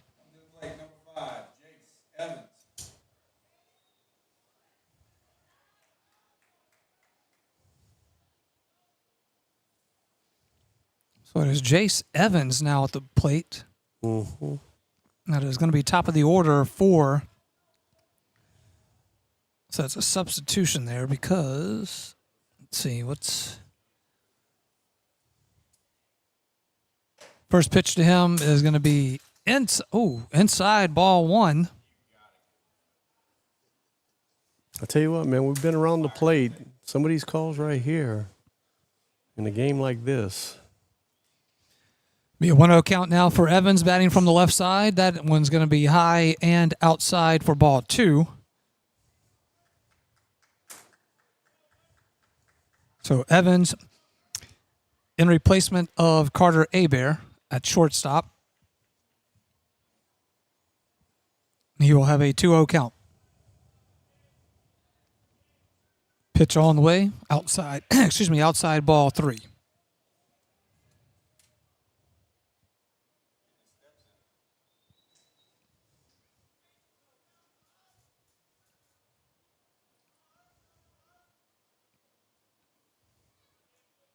Forshey will deliver to 3-0.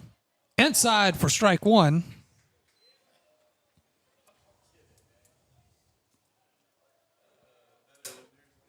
Just hits that corner. There's been a few that we've seen like that tonight that have gone either way. Yep. 3-1 pitch on the way, swung on. That is going to be fouled behind the third base side. Great job by LJ getting all the way back here. Puts that a full count.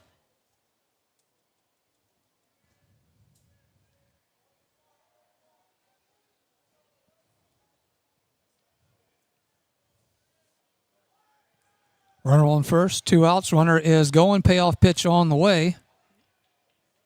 Throw He's down out. to third, and they Yes. tag him out at third as Singleton got caught off base there, and it will end the inning. It is going to be no runs on no hits. They leave 2 on base, and we go to the bottom of the 7th. Walker 7, Denham Springs 0. Back after this, it's Yellow Jackets baseball. Denham Springs High School broadcast on Family Radio 91.9 FM, on the net at johnfineproductions.com, and on YouTube at DS Jacket Vision are brought to you in part by Duke Seafood and Steakhouse, Brandon Rishu with Smart Move Real Estate, Livingston Parish Clerk of Court Jason Harris, Hunt's Tire Pros and Car Care in Central, Coconut Willie's Daiquiris, Triton Outpatient Clinic, El King Company, and Todd Caruso, Attorney at Law. We thank you for your support and patronage of these local businesses. Since 1898, the Livingston Parish News, an award-winning media outlet, has served as the news source for our community. The Livingston Parish News is available in print and online at www.livingstonparishnews.com. For complete and comprehensive coverage of what is making news in Livingston Parish, as well as Livingston Parish sports, we have you covered. Opinions, politics, lifestyle, and the arts. No matter how big or small the story, the Livingston Parish News is your source for community news in our parish. Serving Livingston Parish for more than 120 years, it's the Livingston Parish News. Welcome back in. It is Yellow Jackets baseball. Leading off this bottom of the 7th will be second baseman Cole McPherson. And, Coach, looking at the stat sheet here, Cole McPherson had to lead off in the 3rd inning, had to lead off in the 5th inning, and will now lead off here in the 7th inning. Yeah, you know, that number 9 hitter, you're only number 9 in the 1st inning. After that, it depends. I mean, you end up lead off, the 2-hole, 3-hole. Only for 1 inning, you're the 9-hole. So let's see if you can do what a leadoff needs to do and get on. Batting from the left side. First pitch will be in for strike 1. Walker does have someone in the pen. Yep, it is Ethan Coombs still as he's trying to go to the distance here, but just in case. They're just like us. They have a district game on Thursday, so. A 1 pitch cut on and fouled back into the backstop for strike 2. So I'm sure they probably want to save as many arms as they can, but if he gets in trouble, they do have someone down in the pen. Bottom of the 7th here. Walker leading 7-0 over the Yellow Jackets. 0-2 pitch on the way from Coombs. Swung on. That is going to be a little foul on the third base side. Keeps the count at 0-2.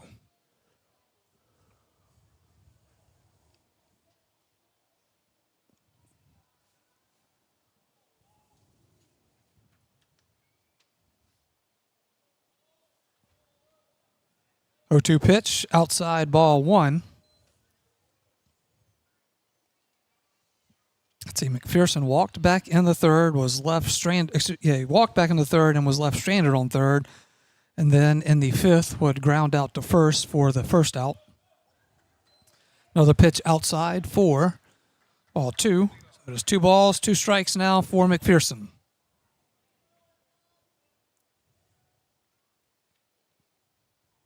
Two pitch on the way, swung on, strikeout for McPherson, and he will be the first recorded out of the 7th. Number 28, Eli Parton.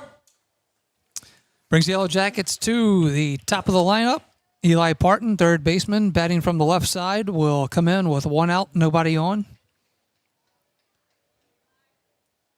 He was left on 3rd back in the 1st, grounded out in the 3rd, and grounded out in the 2nd. Excuse me, grounded out in the 5th. 5th inning.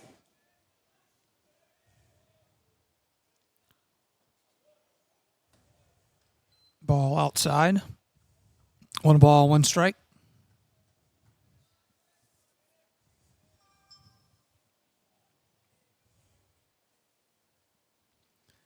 One pitch on the way from Coombs, swung on.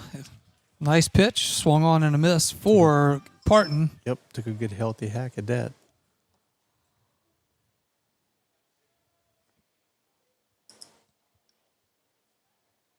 Be 1 ball, 2 strikes now for Parton.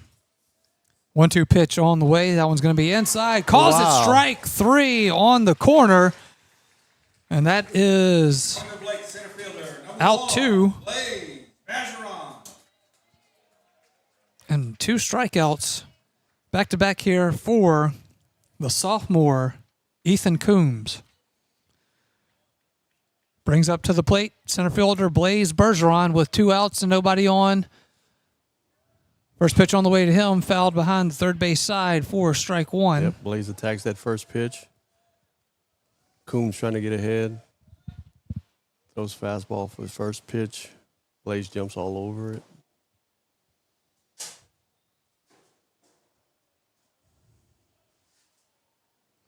A 1 pitch on the way. Inside, off the corner for ball 1.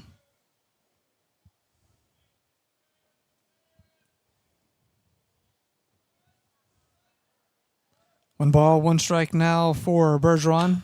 That is going to be hit to the first baseman, Adair, who will step over and touch the bag to end the game. It will be no runs, no hits, no errors. Nobody left on base to end this bottom of the 7th. And the final here at Denham Springs will be Walker 7, Denham Springs 0. We are going to be back with post-game wrap-up after this timeout. It is Yellow Jackets baseball. Personal injury? Boyer, Aber, and Angel. Auto accidents? Boyer, Aber, and Angel. Workers' compensation? Boyer, Aber, and Angel. One law firm can handle all of your legal needs, and you don't have to fight big city traffic to find them. Mark Boyer, Dominic Amato, Lucas Schenk, and Allison Costanza have a team of 12 attorneys ready to assist you. The lawyers at Boyer, Aber, and Angel have invaluable experience that allows them to provide expert legal counsel that's professional, prompt, and productive. Small town values, big city results. Boyer, Aber, and Angel. You are our first priority at Innovative Audio. Innovative Audio offers the very best selection of mobile audio and video, window tint, and vehicle security. Innovative Audio's installation and tinting is the finest in the industry. And Innovative Audio's work comes with lifetime warranties on all audio, video, and tint installations. Most importantly, Innovative Audio specializes in serving you. You are our first priority at Innovative Audio, 1400 South Range, Denham Springs. Visit us on Facebook. Peak Performance Physical Therapy has been serving the wonderful people of Livingston Parish for over 20 years now. This is Ben Wilson, Denham Springs High School, class of 98. And the much younger Stephen Wilson, class of 2003. We are honored to have the opportunity to help those in our community return to a normal way of life following injury. From the geriatric population to the young athlete, we are committed to helping you become stronger, faster, and better. So for all of your physical therapy and rehab needs, come see us at Peak Performance Physical Therapy located in Denham Springs at 145 Aspen Square, or visit our website at peakperformancephysicaltherapy.com. Denham Springs High School broadcast on Family Radio 91.9 FM, on the net at johnfineproductions.com, and on YouTube at DS Jack and Vision, are brought to you in part by Cypress Pharmacy and Gift Shop, Sport Clips, Modad Companies, Baton Rouge KOA Campground of Denham Springs, Dr. Brandon Wax, the Eye Center of Denham Springs, Shea Landry Milestone Title, Livingston Parish Assessor Jeff Taylor, and Brandon and Courtney Rishu with Whistle Stop Cafe. We thank you for your support and patronage of these local businesses. Welcome back into Yellow Jackets baseball here on YouTube at DS Jack Vision. As always, make sure you give it a like and subscribe. Family Radio 91.9 FM and on the web at johnfineproductions.com. 7-0 Yellow Jackets fall in this one now, 9-21 on the season. They are 3-7 in district. Puts Walker at 22-9 and now 7-3 in district for the Wildcats. Yeah. And a busy week for both of these teams. They'll both flip it around and play another district game on Thursday. We will have that game here for you. It will be a 6 o'clock first pitch, so we'll be with you again on Thursday for baseball. That will be 5:30 Sports Center Yellow Jackets warm-up. But in between that, tomorrow you'll jump on with Darren over at Northside Field, where it'll be Coach Amanda DeSalle taking on Dutchtown, and that is a makeup game from the rainout that we had postponement on Thursday. Yeah, so that crazy weather just came through, and look like we had a small window there for a minute on Thursday, and that window closed as soon as it opened. We actually got out and started throwing the ball around, warming up, and right before we started, I mean, we got putting another light in the lathe, and monsoon came, and then the coaches decided, you know what, this could be a long night, so they decided to push it to Wednesday. Speaking of the weather, just wanted to get your information on this. I know you'll have a lot of technology around here that the lightning detectors and the horns that go off and all that. I mean, it's kind of explain like how new that is around here. I mean, I know a lot of the schools have it now for obviously the safety side of it, but it's not something that schools have always had. No. Normally we've done the old thing in the old days. We've called WBRZ, WAFB, and tried to get a update. And there's a bunch of lightning trackers you could download, but nothing really truly gives you a true reading. The system we have is called Periweather. I think 3 schools in Livingston have it, us, Walker, and Live Oak. And it does a good job of giving up-to-date, in-time information. It lets us know when lightning's in that range of 10 miles, 8 miles where we have to get off the field.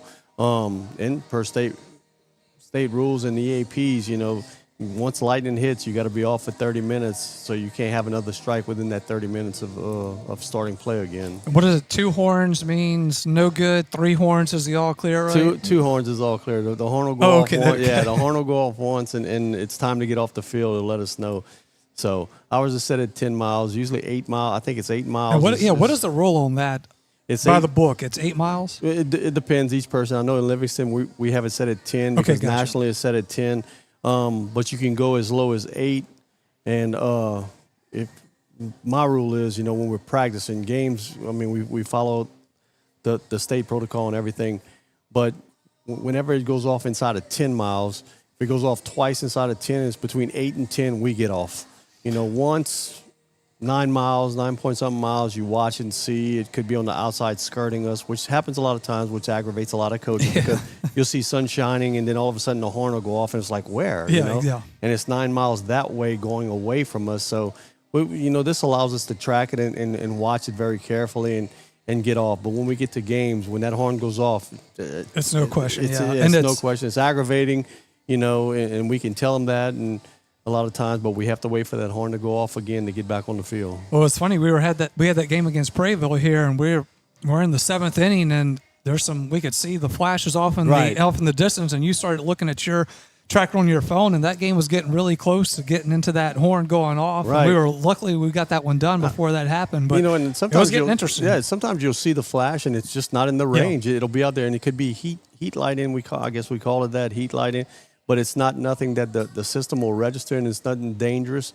But it'll register. You'll see it, and when it goes off, it'll say cloud to cloud or cloud to ground. Obviously the cloud to ground is the ones you want to kind of duck and get out.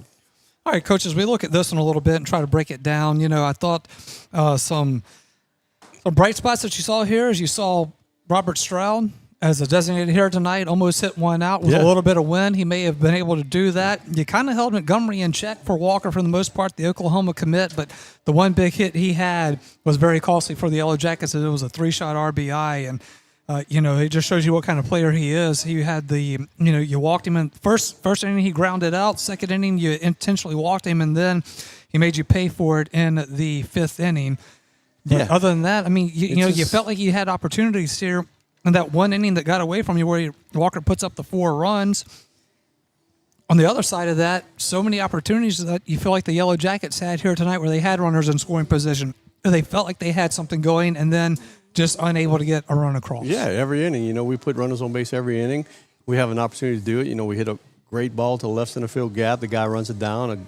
A shot, Stroud hits the center field, deepest part of the field, catches it on the wall. I mean, those are the things that goes either way, and it's 2 runs, 3 runs, and you're looking at a 7-4, 7-5 ball game.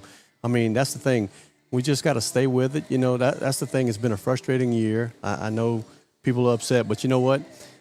I could see it. They're doing the right things. Character's not built. It's easy to lead when you're winning. It's easy to have character when you're winning because things are going your way. It's tougher when you face adversity like this. This team's going to be a lot better. Coaches demand character, integrity. We did the right thing tonight. We did a lot of right things tonight, even though it didn't go our way. We never quit on the mound. It's easy to quit on the mound, to pout. It's easy to give up in the box and not continue to battle and fight. But this team continues to do that. We're very young, sophomore and juniors, that's the thing I tell people. My first year coaching softball, we went 16-15, didn't make the playoffs. That year was big for us because we never quit. We never did any, we did things right. They just didn't go our way. That's baseball, softball. Things don't go your way sometimes. The next year, we end up playing for a state championship. We were a 14 seed in the power rankings. I mean, we started a freshman at 3rd, and we were real good. We played a senior-heavy Hahnville team that got us in the state championship game 6-3. So, I mean, that's the thing, man. I see this team doing a lot of right things. I know it's frustrating. People on the outside see that. They just need to be patient. The greatest thing you could see is watch how our kids play.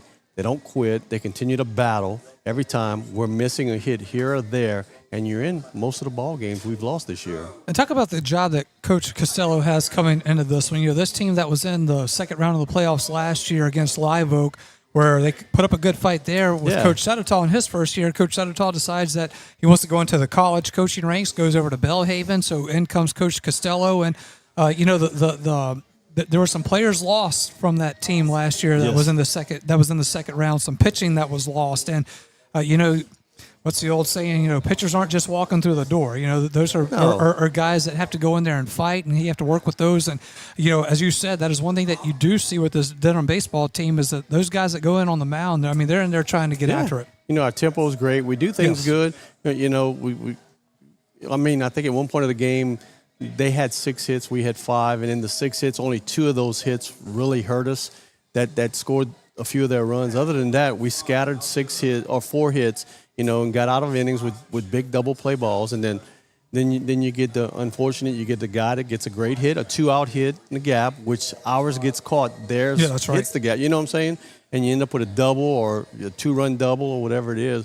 Stroud misses that ball by an inch, and that ball's in the neighborhood back there, and you're talking about 3 runs right there. I mean, 2 on base. So, I mean, that's the game of baseball, man.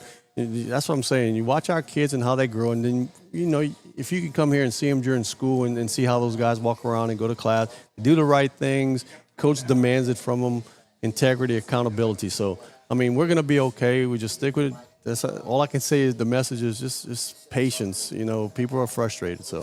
And as you see, speaking about doing the right thing, seeing them huddled up with each other in a circle and praying, you know, that just goes to show you that, you know, even in the tough times, you got to keep going. You got to keep your team together and keep fighting together, and things will start to happen. But you know, it's just a season where you got to just work through these times, and once you do that, you kind of start building on this. And I know that Coach Costello is one of those guys that the process. You know, coaches use that word a lot, and people say it's cliche sometimes, but you know, believing in that process and trusting that process. And he's been around some good coaches that have given him a footprint of how to do that. So I think Coach, you got anything you want to share on that? Coach Robichaud used to say it at USL back in the day when I was the trainer for him, you know. You just got to keep grinding. I mean, things are not happening for you. You keep grinding. You can't stop the grind.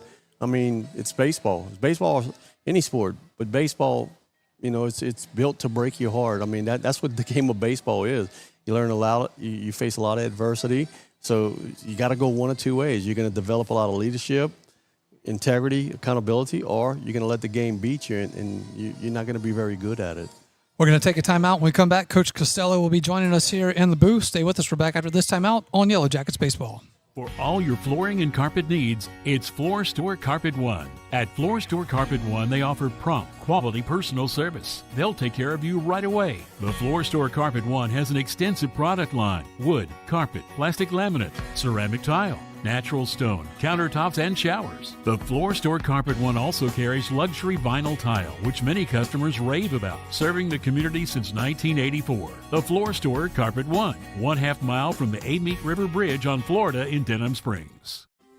You know, Demco is more than just an electric company. We're your local member-owned co-op, your neighbors, your family, and your friends. Our not-for-profit structure means that we can invest in youth programs that empower the next generation to grow, lead, and make a difference. It's all part of our mission to strengthen our communities and create a brighter future for all. Demco, powering life and community. That's the cooperative difference. Welcome back in to Yellow Jackets Baseball. Josh Ward alongside head baseball coach Craig Costello here from Denham Springs. It is 7-0. Walker gets the win over the Yellow Jackets. And, Coach, a game where one inning just got away from you again. Other than that, you were really battling against a good Walker team until then. Yeah, they're a good team. You know, they're a top 10 team for a reason. They could swing it, up and down the lineup. Thought we battled well in the first several innings, and then free passes, a couple of walks, and then obviously they drive some runs in with a couple of big hits. And the 4 spot, in a 1-0 ball game just kind of puts it out of reach. Talk about the player Montgomery for Walker and what he's able to do. I think it was a perfect decision to intentionally walk him in the third inning there. And, he had a pretty quiet night until he had that fifth inning where he kind of got some things going for them. But it just shows you what kind of player he is. But I thought against a really good player and a good Walker team, as you said, y'all battle a good part of the night. But yeah, you can't always pitch around him because they've got other guys in the lineup who can hurt you. But in certain situations, you do have to go at him because you get him on the bases. He can steal second. He can steal third. So what's the difference in him, swinging and hitting the double or hitting a single or walking him, and then all of a sudden he steals, the next two bases, and you're in the same problem. So you're trying to limit as much traffic on the bases for the guys coming up behind him. So in certain situations, you either put him on or you got to take the risk of him swinging the bat. So. It just depends on what the situation is, where we're at in the ball game, and what the score is. Dictates a lot of that. Kind of a double-edged sword with him when he comes up to the plate. He's a really good player. Yeah. There's a reason Oklahoma wants him. That's right. Yeah, exactly.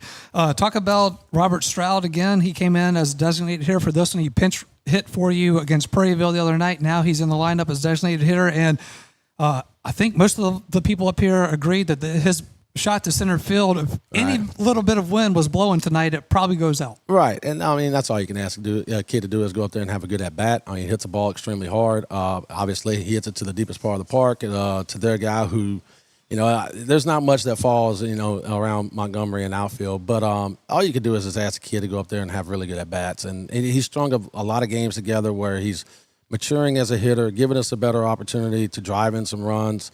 We need to do a little bit better job on the bases as far as reading dirt balls, advancing first to third. So instead of that being a sac fly that moves a guy to third, it should be scoring a run. It's just small things that we've got to do inside the game to put ourselves in scoring position so when guys come up to the plate, like a Robert Stroud, he has opportunity to drive in runs.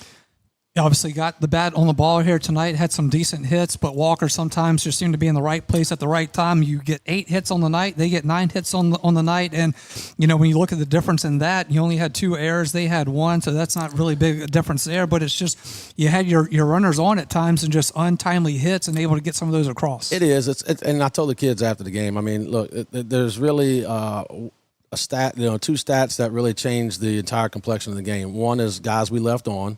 And 2 is the free passes. You would take 10 to 2. They give us 2 free passes. We give them 10. Obviously, when their guys are hitting in plus counts with runners in scoring position, it makes their job a little easier because they didn't have to work to get on base. I thought whenever the beginning part of the game, when we were forcing them to swing, they weren't taking great swings. And then we kind of flip the script and give them some free bases. And then now all of a sudden they can swing a little more freely knowing that they're going to drive in runs. So got to do a better job at that for sure. What's the challenge for you and this coaching staff to keep this team going and fighting? Because I tell you, we were giving praise just before you came up here that no matter what the situation is, there seems to be no quit in them. There seems to be a lot of fight in them. They go out there, no matter who you have on the mound, they're trying to rock and fire and get things going. And you can just feel this team. And I know it's cliche. I was telling Coach Bourke this before you came up here. A lot of coaches use the word the process. You know this process. You've been around some good coaches who have given you that footprint to do that. You put your own mark on it, but it is trusting that process and keeping that process going. Right. I'm not gonna sugarcoat it. I know guys, they get tired of hearing me saying the same thing over and over again, but it's what needs to be said until we actually buy into it and understand that there is a formula to winning high school baseball games, and it's not hitting the 3-run homer. It's not doing those things. It's pitching well and not throwing the ball away, and it's kind of the same thing in football. If you don't turn it over, you're going to give yourself a chance to win. Right now, walking people and making errors, it's like turnovers in football. You're gonna eventually give the other team scoring opportunities. So it is frustrating, but I know it's a process. These guys are working. They're coming to work every day. They're coming to practice every day. And the hardest thing to do is to understand that, look, still got a competition. You still want to go out there and give your best effort, and it's not going to do anybody any good for you to pack it in and consider the season to be done. We have 2 games left with Santa Ma. Look, to me, they're the next 2 biggest games on our schedule, and I expect our guys to play that way. Yep, and we look forward to having that game here on Thursday. It'll be another District 5 5A matchup. We'll have that game right here for you on Thursday, so stick around for that, Coach. Appreciate the time as always, and we will see you on Thursday. I was head coach of the Yellow Jackets, Craig Costello. We're back after this time out on Yellow Jackets Baseball. Your local sporting goods store is Sportin' Center. Sportin' Center has all your Denham Springs and surrounding school shirts, caps, clothing, and fan gear. And Sportin' Center is more than just athletics, offering services for businesses and organizations. Sportin' Center does in-house monogramming, screen printing, laser engraving, and large format printing. They can handle all of your advertising, promotional, and sign shop needs with personal, one-on-one customer service. Serving Livingston Parish for close to 50 years. Sportin' Center, 205 South Range Avenue. Sportin' Center, more than just a sports store. Bank Plus makes it easier to bank. With extended drive-through hours plus 24/7 online and mobile banking, we're here when you need us. Lost your debit card? Get a new one instantly at any Bank Plus location. No waiting for the mail. And interactive teller machines offer drive-up personal service 7 a.m. to 7 p.m. Monday through Friday and 9 a.m. to 1 p.m. Saturdays. Your bank, your plus. Learn more at bankplus.net. Member FDIC. Welcome back into Yellow Jackets baseball as we wrap it up here from Denham Springs. It is Walker 7-0 over the Yellow Jackets in a District 5-5A matchup. Yellow Jackets now 9-21 overall. They are 3-7 in district play. And they will be back in action again Thursday night against the Santa Maria Gators right here from Denham Springs. We will have that for you. First pitch will be at 6 o'clock at that one. Sporting Center Yellow Jackets warm-up will be at 5:30, so stay tuned for that one. But tomorrow from Northside Field, it will be softball taken to the airways. It'll be on DS Jacket Vision, Family Radio 91.9, JohnFineProductions.com. So it will be Dutchtown and Denham Springs. It'll be Darren Ferrente and Coach David Bourke on the call for that one. And that will be a 4:30 Sporting Center Yellow Jackets warm-up and a 5 o'clock first pitch for that rain makeup for the Yellow Jackets and the Griffins of Dutchtown. All right, that will do it for us. Again, Walker 7, Denham Springs 0.